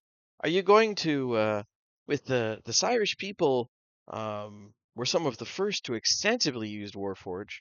Are you going to try and um, push for a Breelish level of freedom here, or are you just going to continue on with nothing officially stated? Since they weren't part of the um, uh, Treaty of Thronehold, there was never anything officially established as far as Cyrus' treatment of your people.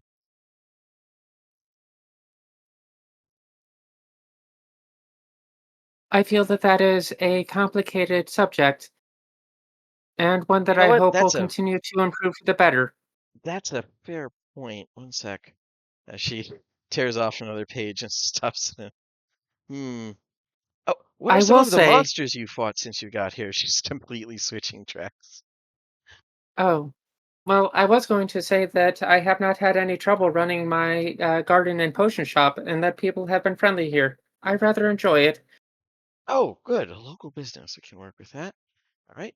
Um, and about those monsters, and like you you brought up you brought up a really good point. She realized, yeah, this is way too complex for a once a month publication. She immediately like binned the idea about Warforged rights and switched over to exciting shit. Hmm. Um, Okay, well, in that case, I can't remember the, the extensive list of various various horrible monstrosities that have escaped those containers. But Mercy just let her know that, like, if anyone reaches out to your office about any odd sightings of monsters, if you could please let us know so that we could go and address those issues before any significant damage is done. Oh, right, of course. MKA offers help. I love it. And she's shutting stuff. Yeah. Um, and I'm happy to keep going, but yeah, it'll mostly be she's obviously ditched the like her starting volley, which was just how how uncomfortable can I make this for the readers, and has switched over to how exciting can, like, how much action can I cram into it type of thing. Uh, she's not working for the Shard Inquisitor anymore, but man, it's some instincts die hard. Uh, Yeah. yeah. And yeah, most of Mercy's framing is basically going to be like, hey, how can we help our community? So you see a really spooky monster that is new in the area, please let us know. We'll go and address it. Just like that sort of thing. Yeah, yeah, and she notes that, but she's mostly trying to tease out details about, like, horrible monster fights, you know, swarms of undead Mercy monster type of thing. Mercy does not mention any activities that we may or may not have partaken in the sewers. Okay, that's fair. She doesn't I know if that's like a legally sanctioned battle. So like, and also, self-incriminating evidence. We went down there and tore a bunch of doors off the hinges. So if and you had fucked stuff up down the there and it's sewage broken system. now. Yeah, Sorry. yeah, yeah, Allegedly. yeah. Yeah. Yeah, allegedly. Yeah, that's fair. I mean, she would love the stories about, like, going to the nearby. You know what? She would downplay Savage. No, she wouldn't. She going to the nearby Savage. No, going to the nearby Savage Island and um, like, competing in trials of strength to win the to win the favor of the brutal warlord of the blah blah blah. That type of thing. Um, Oh, actually, yeah. Considering that was something that I think was more open and well known, because we were asked by the one guy from the tribe that was completely decimated. Mercy would go into detail about fighting all the vampires. Okay, yeah, all that stuff is gold. That's what she's here for. She's gonna mine that pretty extensively. Um, but yeah, that would take up, like, she'll get details most of the rest of the evening, and then eventually leave you to go and try and, like, jump Orgov to try and get some quotes. But um, yeah, when we'll go, if that's all Mercy's cool with, we'll go on to Purser. And Purser, who do you want to talk to? Okay, it's the Caneth and Gizbel people that I think need greasing the most at the moment. Okay, yeah, At least fair enough. they're the ones that seem to be completely stonewalled and not moving. So we're gonna go and get that Yeah. train on the tracks. All right, fair enough. Um, they are up here. Uh, I oh, cannot see where you're pinging. Just move me. oh, really? Okay. No, All right, there you thank go. you. You can see your token though, right? I just want to make sure. Yeah. Okay, okay. I was like, did I fuck the settings again? All right, cool. Um, then yeah, as you go up, currently Gizbo Clan Head is doing a litany of why he's developed a theory about there may be a common origin of elemental binding theory, because he's noticed all of these similarities between pretty much everything that the people from your lands use and his own people's binding techniques. It's, I mean, you're no slouch in the arcane, but this is like arguing about programming in, like, Mm-hmm. what was the fucking one language? Cobol. I mean, no, not in COBOL. I was thinking, yeah, it's like arguing about COBOL in Esperanto. Like, it's that level of nerd. Okay. Like, um, so yeah, that's what you walk in on, and she looks like she's just kind of sat down and given up. She's drinking heavily from the wine goblet. Um, Yeah. and yeah. Lord Gisbo, Lady Kenneth, it's good to see you here. I Hmm? expect that you've been getting along quite well. Oh, yes. And uh, Papaya just kind of nods at you and, oh, okay, well,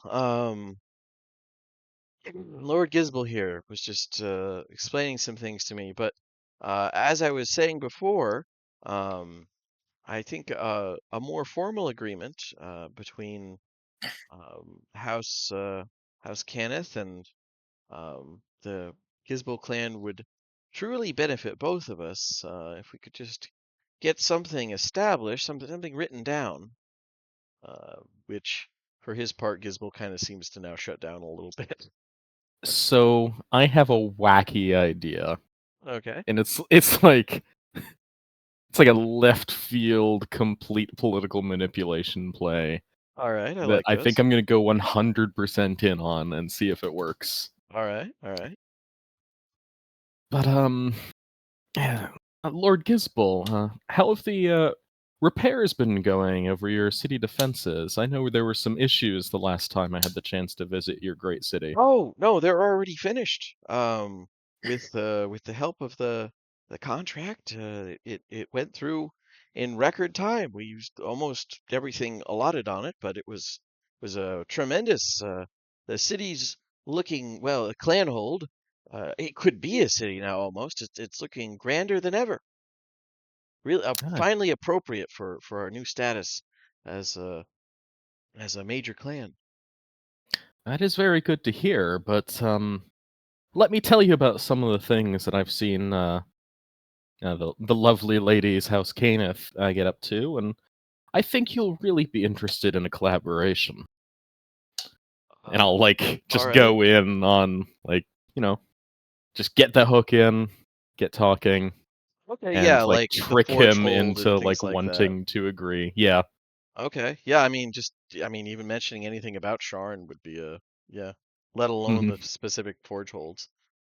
Yeah, she's Okay. coming at it, I think, from the angle that we're big corporations, we're the houses. We can't talk until we have this agreement laid out, and they have exactly the opposite view. So I have to Yeah, get them to meet in the middle. Or that is rather, I fair. need him to want to agree, because obviously Court of Iron way is better. Haha. Yeah, yeah, yeah. I mean, naturally, it's a matter of teaching these poor people how to do business.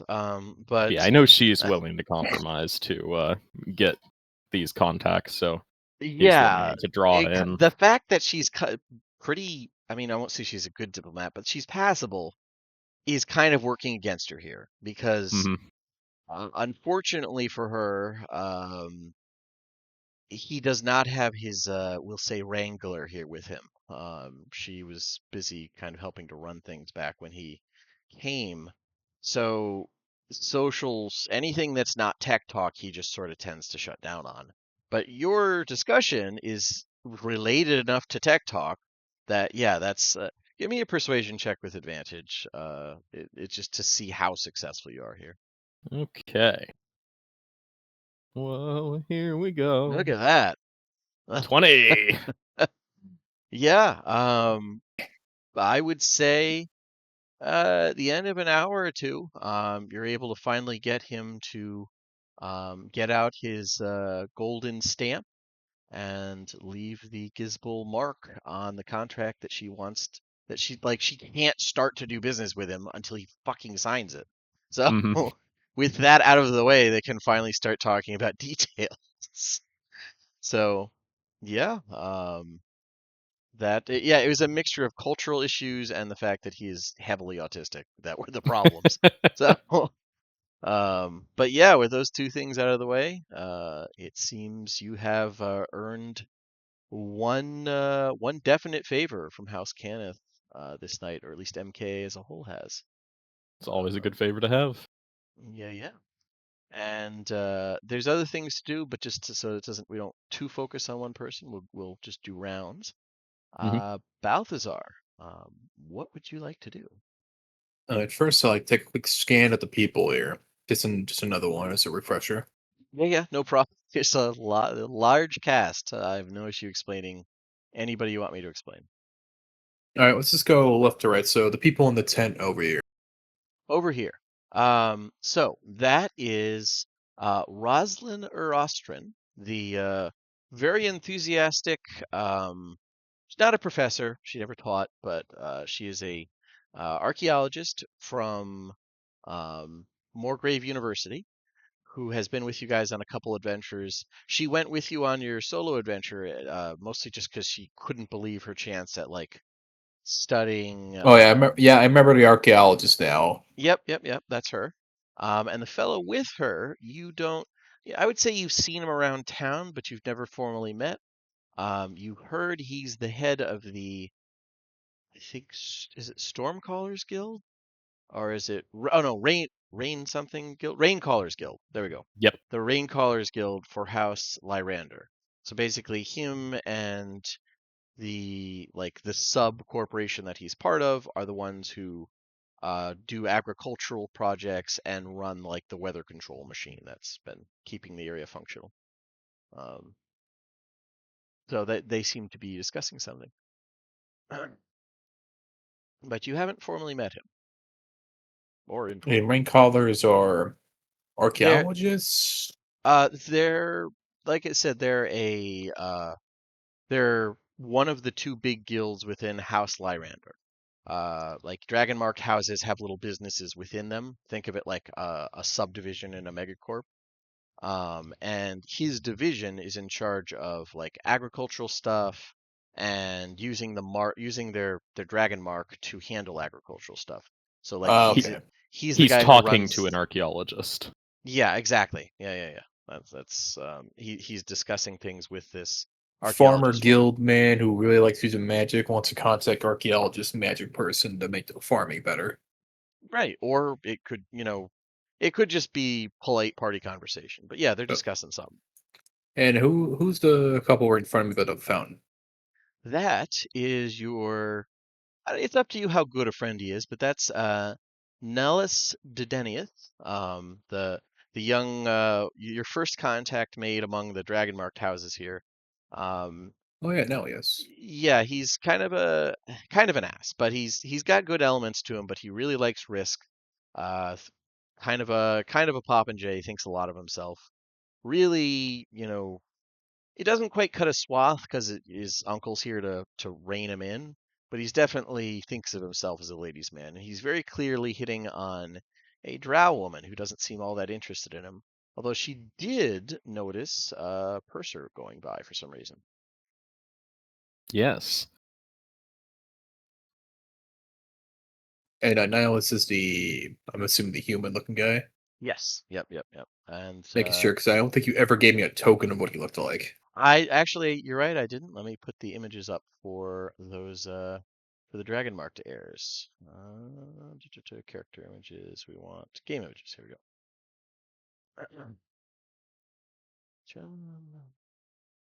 All right. And yeah, so Dragon House guy. Yeah, we met. We're pseudo buddies, an officer in a Dragon House, so pretty good to know in the Black Mark Guild.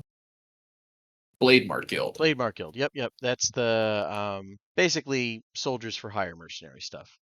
Let me get that. They do a lot of personal security. Isn't that I thought that was the So- Defenders Guild. The Defenders Guild does. Defenders also do that, but All right, I have. it, All right, they I mix have and a. match a lot. So I have a buddy in Blackwater who's pretty high up. Yes. Yeah, that's fair. Well, or it not necessarily super high up, but it's a semi-family business, and he has family that are high up. There you go. When I heard officer, I'm assuming he's a bit high up, but that could He's be. I don't know he's if you mean by like. he's a scion, so like he's as in the family as you get, like more like a made man. So he's high That's up. a really good way to put it, actually. Yeah. Yeah. Let Still, me- I know a maiden man. That's pretty damn Yeah, good. He's a It good friend of is. mine. Oh no, I wasn't saying he's not like it's a damn good contact. Let me just put the All right, names with the faces here. And then while you're doing that, I'll ask.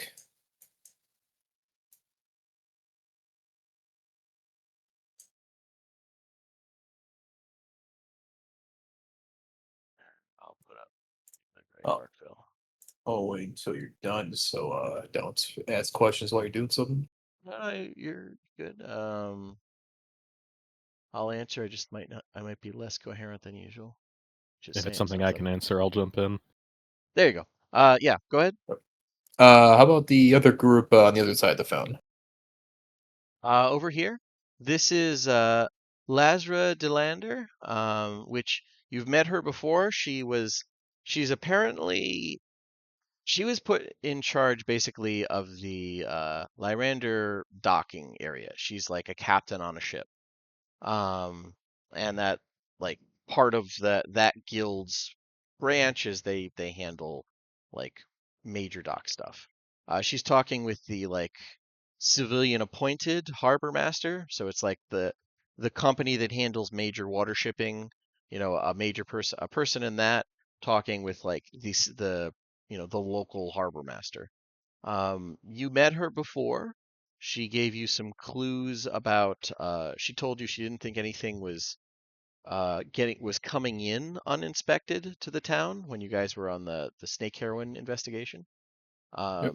She apparently was previously working out of Stormreach and really misses how like rough and tumble the town was. Like being here is, she views it as a punishment, whether it is or not is debatable. But Person from Brooklyn is upset that he doesn't hear gunshots at night now, and now he's unsettled. yeah, or like person from what was the Caribbean city that sank? Jamaican city, Port Royal, I think. Um, but anyway, yeah, like basically a barely reformed pirate town. She's like, boy, that was fun compared to being here. So, Yeah, um, this is just all paperwork. yeah, like on top of it, she's not an independent captain anymore. They put her in charge of something, so she's got to do it. Um, so yeah, And she's chatting then about that. how about the goblin and the half orc group over Half there? orc. The goblin is your local merchant. Merchant. I mean, it's the major business in town right now. That's just miscellaneous goods. She's kind of a hoarder, realistically. Like, you can usually find what you need in her shop, but it's a matter of like you need to dig through the piles of everything that she keeps. And she's talking with the uh Timok Veldrin de Thrashk, who he is the representative of the dragon-marked house Thrashk, which they're primarily orcs, half-orcs, and humans. Like that's the racial limits that can carry that mark.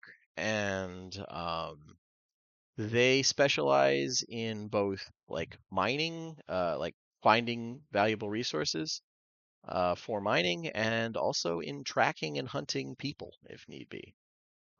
Their mark allows them to find things. So, but he has hired you guys to try and smooth things over with um, one of the southern tribes who he doesn't understand what the problem was. He contacted like the clan Peckway and said, we don't want to step on any toes. Where should we mine? And they sent him to the south, and Uh, he started mining, and somehow that pissed off another group. Um, so he hired you guys to try and smooth things out between him and the tribal drow. Yeah, good luck. Yeah, it's gonna be a bitch. yeah, I must have missed when you first explained that, or you didn't explain it entirely, because it just all like clicked into place as you were saying that. Yeah. Yeah, Oh, you speak yeah. violence. Woo. Yeah, Sophia is a trustworthy, straightforward person. Going to her Yep. with everything in front of you is a good idea.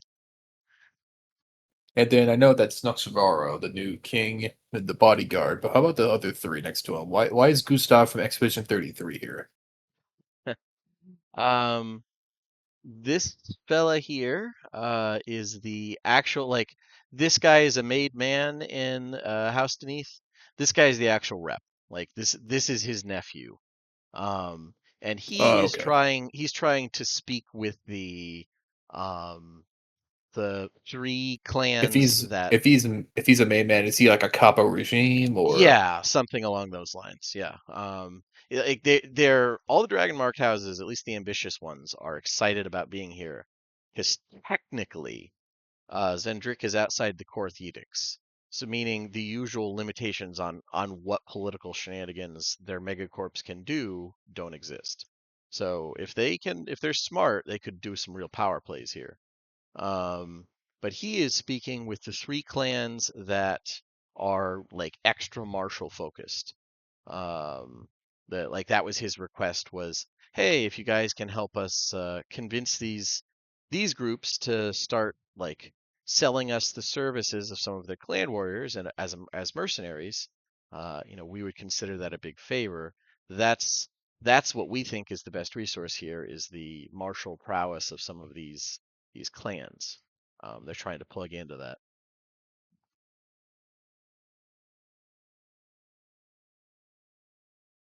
I think I'll talk to them as my first thing. Okay. Yeah, there makes sense.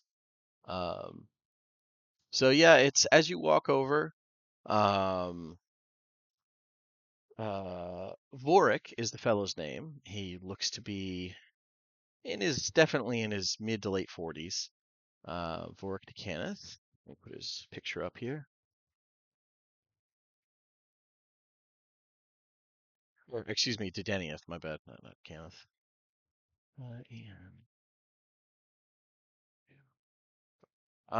He is trying. He's pretty decent at following basic etiquette. He's in a discussion with Lord Olenquai, who you guys are on. Olenquai and Rayrub, those are 2 clans that you're actually allied with. Like most of the others that you've allied with is in quotation marks. Both of them, even if they're still strange and they view you guys as strange, seem a lot less likely to like stab your back 47 times when it's convenient. Um, because they were the ones who first made contact with you and you kind of helped them escape what they thought was going to be like flee the island bullshit. So they're actually pretty appreciative. Onquai, for his part, is a grizzled, older drow, meaning that means something different for drow. He's very, loves to lead from the front, even though he really shouldn't. And he's talking with the Denieth about exactly like as you come over, the discussion seems to turn in the direction of, our basically trying to ensure that no matter what happens, their clan warriors can't be called on to interfere against any of Alum Cusp or its allies' forces. Basically, it's like if we sell you soldiers, you can't use them to fight our homeland type thing.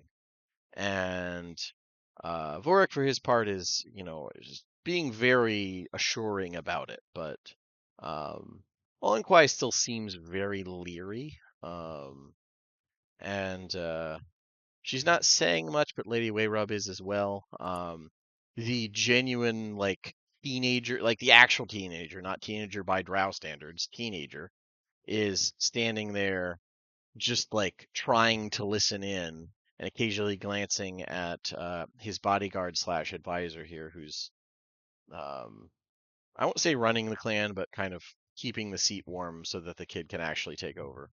He's the regent. Got it. Yeah, kind of. Now, I It don't know much about the dragon clans and all that real life. How much is about what's there now? Dragon marked houses, like I said, think of them as megacorps. That's not a one for one example, but think of it as a mixture of megacorp and mob. So, And medieval guild. yeah, it's they sell services that only they can provide because certain bloodlines within that house are born with guaranteed magical abilities, like innate sorcerer shit. So, people from a certain bloodline, if it manifests, can, for the Denieth or House Deneth, can do protection shit, like the swap shit out that you've seen Purser abuse, like all these different things. These are bloodline abilities, and they combine that with like state guaranteed monopolies on certain businesses. They very much fill the story niche of megacorp. Hmm.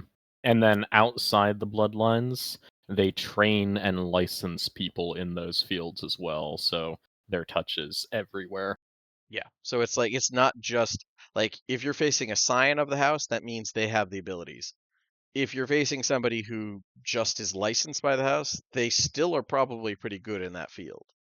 So if it's a Denieth mercenary, they're still deadly, even if they're not a scion of the house, because they met the standard established by basically Blackwater. Yeah. I hope that All right. answered. It was long and Yeah, rambling. it worked. All right, so and just a quick thing from that ramble, they're trying to set up shop here and offer mercenary services, and they're trying to just say, sure, but you can't be hired from Drow to kill other Drow. Yeah, exactly. Yeah, they're trying to hire from the local Drow clan warriors because they just think that would be really useful. They're high quality, and they're saying, sure, but if they swear loyalty to you, what does that entail? Because remember, it's still a feudal system. They're very leery of like basically selling out like noble family warriors. Not unheard of, but they just don't know enough about Deneth to feel comfortable with the idea of it. Yeah, that's why I asked, how much would Bowser know about Deneth? No, are these guys real? You know a pretty good bit. I mean, there's a fair amount of common knowledge. You're a noble. Nobles have to deal with them, I'm especially willing to during do the a last history war. check as well. Yeah, you could do a history check with advantage. You know what?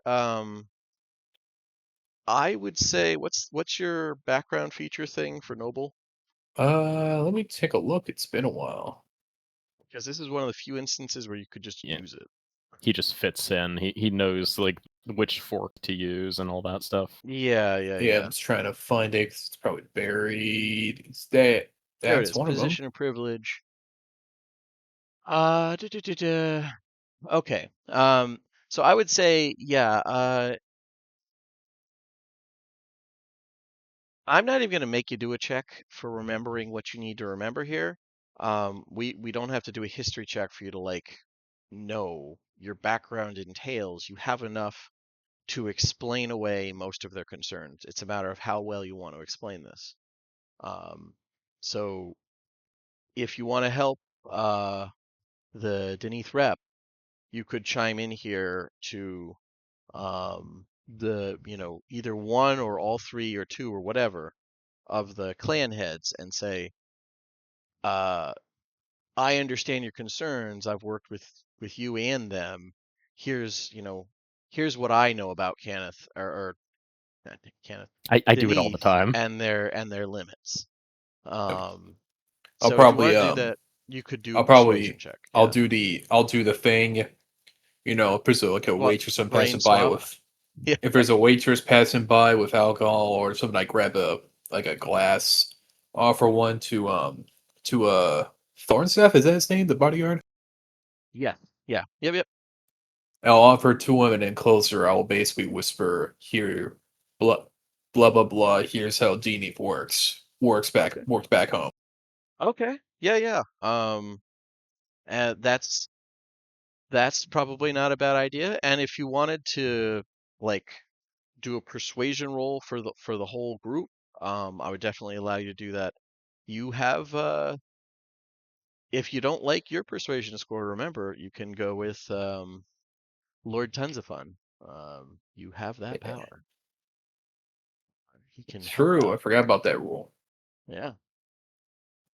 I'll send that to Thornstaff, and I'll just quickly say, be sure to tell the other clan heads about how they work.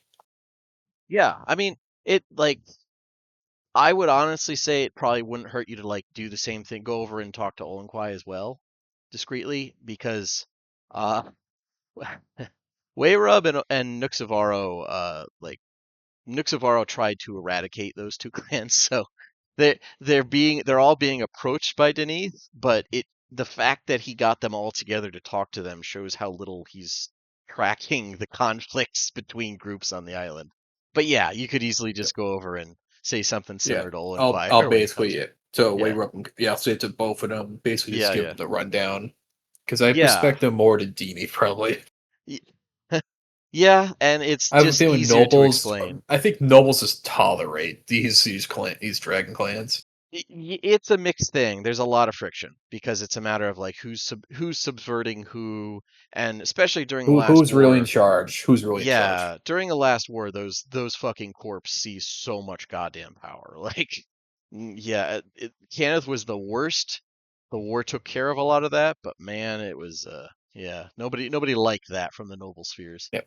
And then afterwards, yeah, I'll do the How does it work again? If I let Tons of Fun take over, I just get his bonuses to it. You get his bonus instead, which is, I believe, a +6. Let me take a quick look here. Yeah, persuasion +6. So just roll it and swap the I have a, bonus. I have a +5.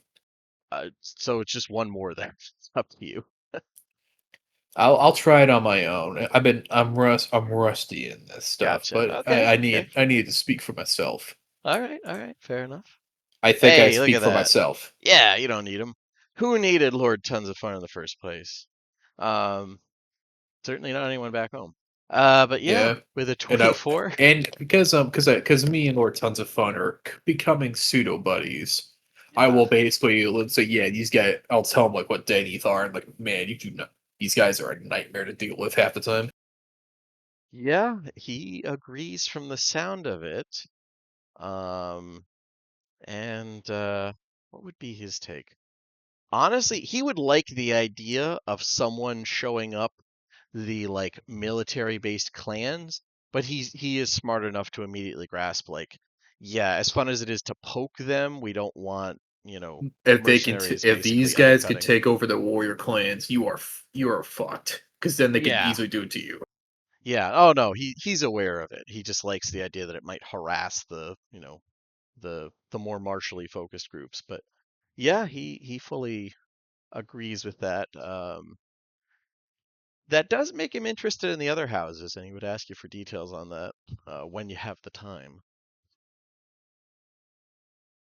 Because he likes the idea. He's heard Fjarlin, and that sounds familiar. He likes some of the services they could provide. So, um, yeah, I would say a rousing success by the end of it. It's maybe not the wish list that the Deneth rep would want, but you have fulfilled your end of the bargain, and he now has some very limited agreements coming in, all different agreements depending on the clan. Nuxavara seems the most willing because their clan is fucking devastated and needs money horribly.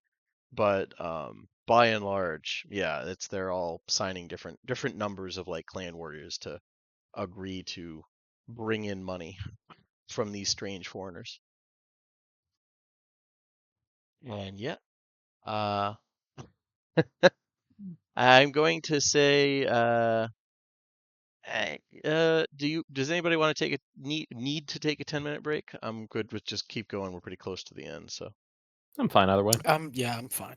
We're pretty much getting Send long it. breaks as we go one at a time anyway. That's what I figured. Yep. Okay.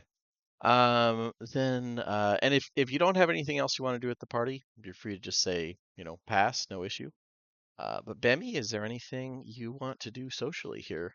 Now that your plate of cinnamon buns is running down, and this mulled wine has a bit of a kick to it, because you've been right next to the barrel. You can just like keep filling up the cup. It's real sweet. Cup's and tasty, empty, but dip. yeah, Cup's empty, dip.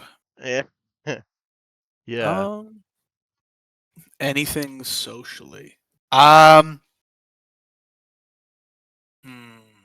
Apart from, I guess, brewing and mumbling to himself, let's do schedules. Grumble, did Poseidon tell me I'm supposed to fish in the morning. I don't want to talk to this short lady. Fine, I'll go talk to this short lady, I guess. That would Okay. probably be it. Okay, so a slightly inebriated Bemmy is gonna talk. I love it. Am I close enough to like hear him muttering this as I'm just like talking with Yeah, Kenneth probably as niceties are dying down, you hear like Mostly, you don't hear it initially, but you notice the shadows are writhing over here, and then you hear from the shadows. They seem to be whispering in a familiar voice. Stupid parser. Up his darn schedules.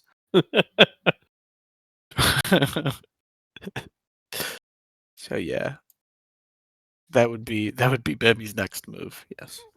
Right. Yeah, Miss Thistletop is very happy to talk to you. Get a local's perspective, don't you know? Oh yeah. And yeah, the Okay, quill. so Mercy is not gonna fucking move. Mercy's gonna stand right here. Yeah, you get advantage. Yeah. But you yeah, in that case, Miss Thistletop goes into she knows she's hit on money. Like Mercy's descriptions were fine, but they're like way too clinical and detailed. Like Yeah, these very are AAR. military. Yeah, exactly. It's like where's the fun? But Bammy, if you come over Here and comes the drow that's fucked up on mulled wine. yeah, Huh. he's gonna start asking you about fun things you killed recently since you started adventuring. Oh, I would love to talk about all of that. Like of course, ranging from the local flora and fauna that could potentially just eat you or drag you into the woods to never be seen again. Mm-hmm. Um, Obviously, you talk about the flora and fauna. Yeah, I have a collection of them. It's my thing. It's what I like to do. Just Okay. absolutely gush and go off. And do you mention Meemaw at any point? Meemaw says they Um, don't like it. I Out of mean, curiosity. apart from like maybe a couple of anecdotes and stuff like that. Yeah, Okay. I think you She would. she doesn't have enough context to know what a nice bomb that would be. So she's just gonna assume she's dealt with Yep. rustic folk before. So she's fine ignoring that. And And and it makes you a man of the people. You yeah. love your grandmother's advice so much. She taught you everything you know. Oh That's yeah, right. man, this is gonna be like this is a gold mine here. This is like all the exciting fights and yeah, she's happy to go to jot down however much detail about, like I said, any particular fights you can think of or just in Hmm. general slaughters. Um, I guess the invasion when Bemmy got to fly around on a fire sled when someone tried to Okay. come and attack Mishann. Yeah. That she likes that angle where it's, when the heroes came in, they were split into two groups and a first person account of saving the governess type thing. Yeah, and a man came out of this pipe. Yeah, like your descriptions are great because she can just fill in so much of that empty space with whatever she fucking wants. Yeah, there's gonna be a very stylized take on what happened. Cool. Best article ever. Okay. Um, and is there anything else Billy wants to do other than like slosh wine occasionally, as he's telling these? No, I really can't think of anything in particular. Okay. Then, Mercy, you are. So far, there hasn't Bemmy hasn't like let anything slip. Uh, as far as you can tell.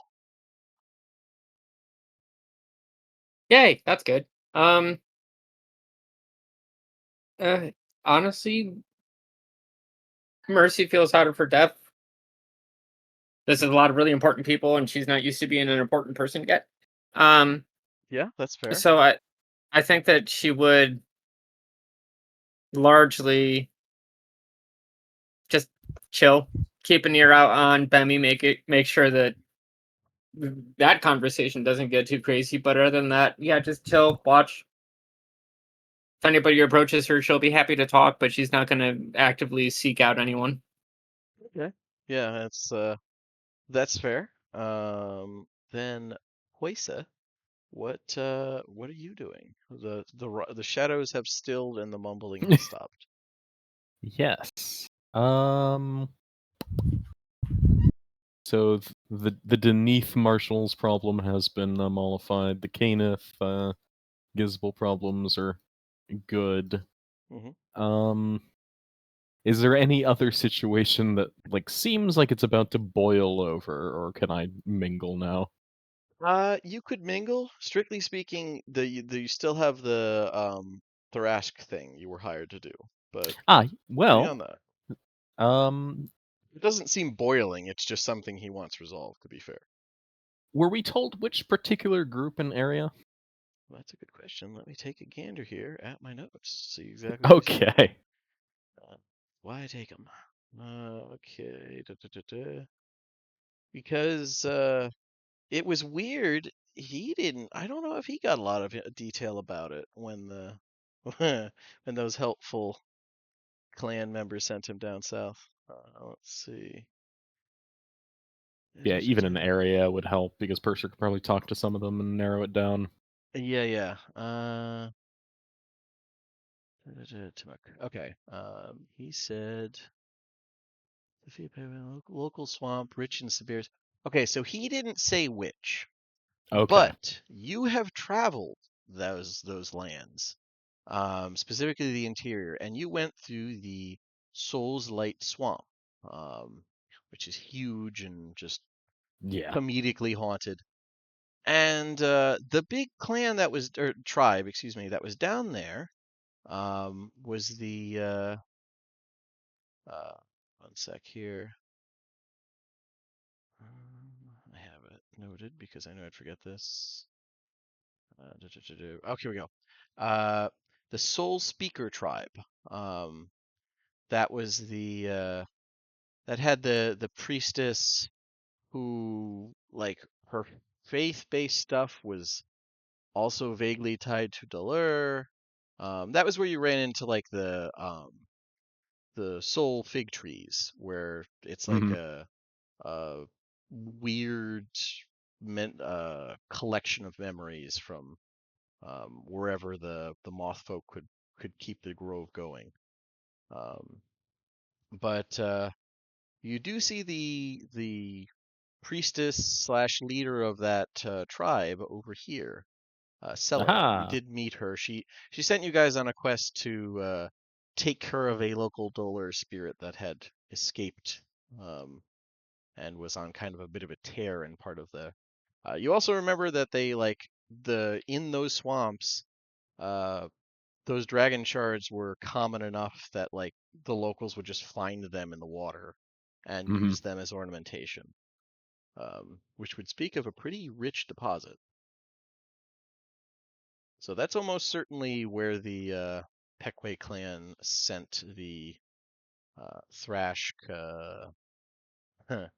guild members. Sure. So yeah, I'll mosey my way on over there. Yeah, jellyfish tentacles bobbing as I go. And speaking with Celera, who you recognize, she's in the same formal outfit you met her in before. Big headdress, white vaguely skull painting. Is your contemporary Archibald Surface, Surface. He is he's not fond of you in the sense that he really doesn't like you at all, but apparently he's honest enough to not give bad reports about you. It's one of those things where he's an old curmudgeon who doesn't like the Silver Flame as a rule, in the sense that he just doesn't like the faith. He approves of what it is, but he made it clear that he thinks you're a bunch of idiots for worshiping a cage. We've But had some long discussions about that. yeah, usually ends up with him red in the face and half yelling at you. But he, on the other hand, he does seem a man of principles for good and ill. If he's been sending good reports about you, and you don't recognize this drow, who is in Sulatar garb and has an unfamiliar clan sigil on his robes, which I will.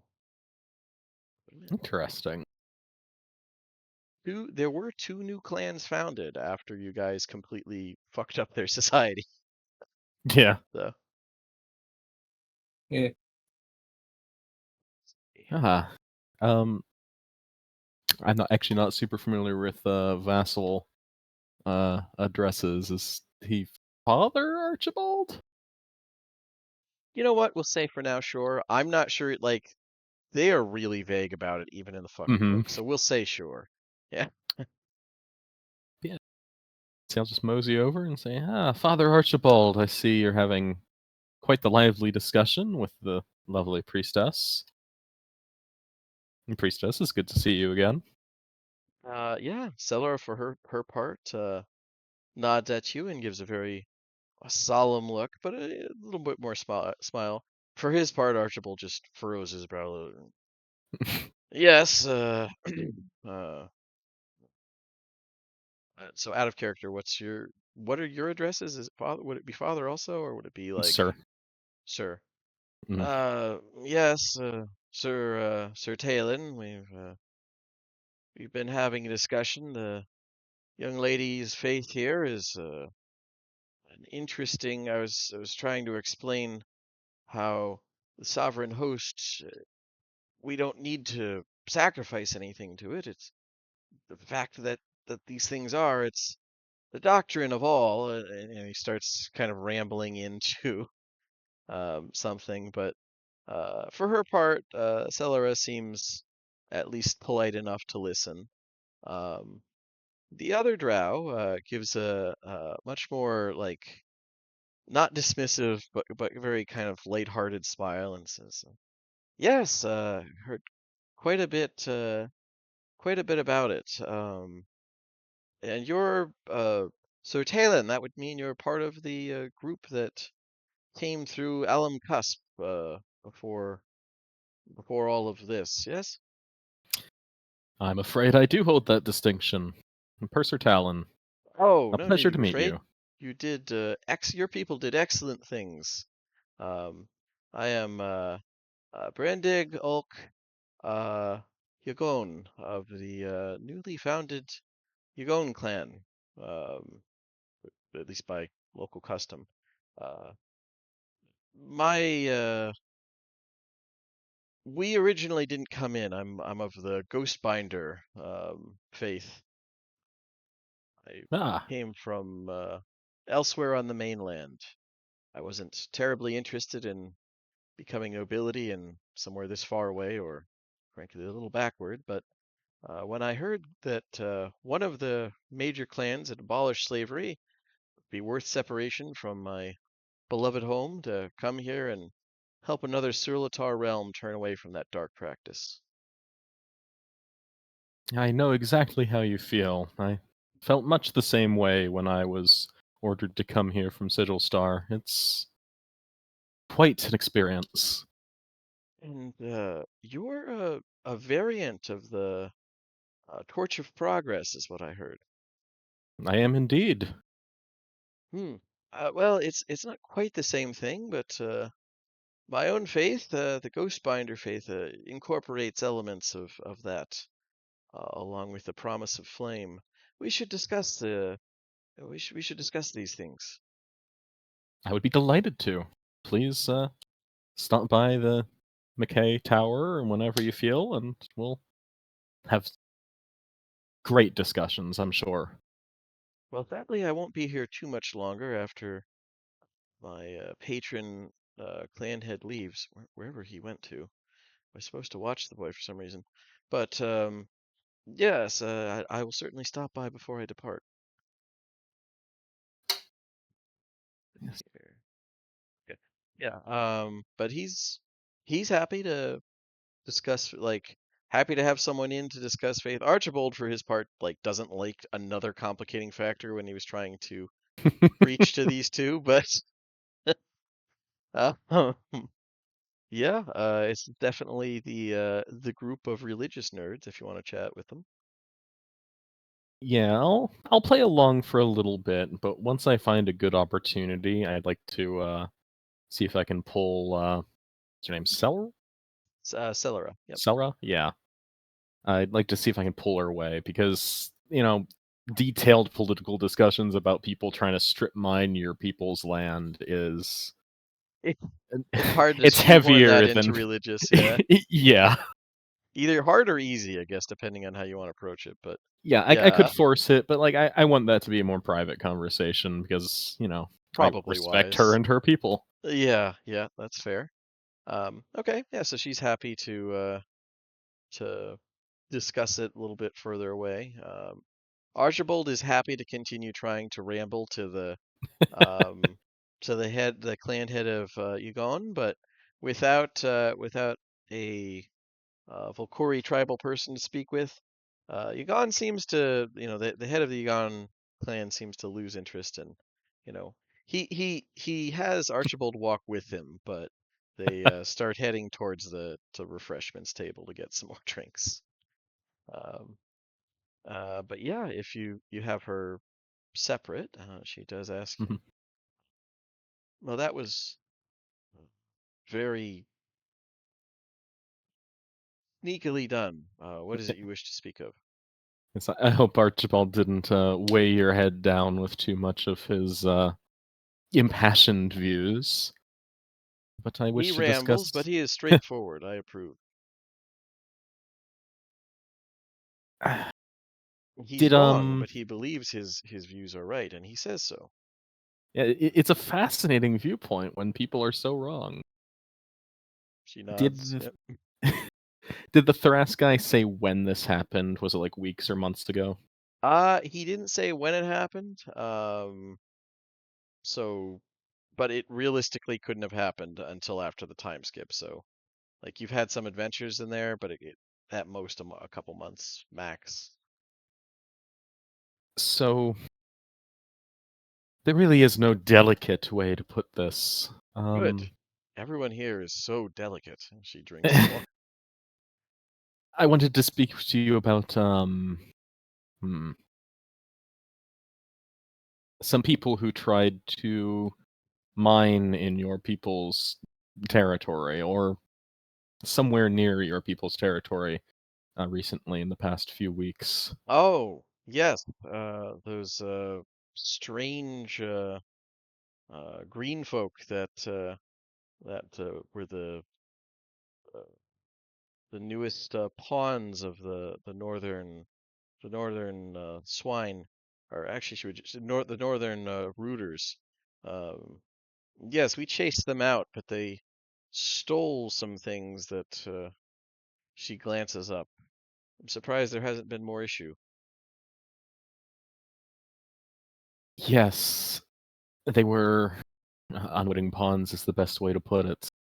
The Pekway clan of the Sulatar bargained with them and led them to believe that your territory was theirs. Well, ask them. Any of them will say it's all theirs. She spits to the side rather gracefully. Yeah. But they were unsure of how to make an actual approach after such a I guess assault is probably the right word to use. Well, the first thing they need to do is return the idol. As I said, I'm surprised there's not worse issues. An idol? They took religious artifacts? She just raises an eyebrow. Yes, we don't practice it anymore, but the tradition of Storm Maiden. And as she says that, there's a pretty deep lightning rumble, and some first few drops of rain start to come down. And Uh-oh. I think that's a pretty good point to stop. Uh-oh. Oh Dun no. dun dun. So, Purser, having not been given all the information and the rain starts to fall, just like face palms and goes, "Oh my god, these people." Which, if it's raining with a storm tower here to hold back storms, that's gonna be interesting weather effects. But yeah, I hope everybody had fun. Yeah. And let me take a look at our schedule here. Let me turn off recording.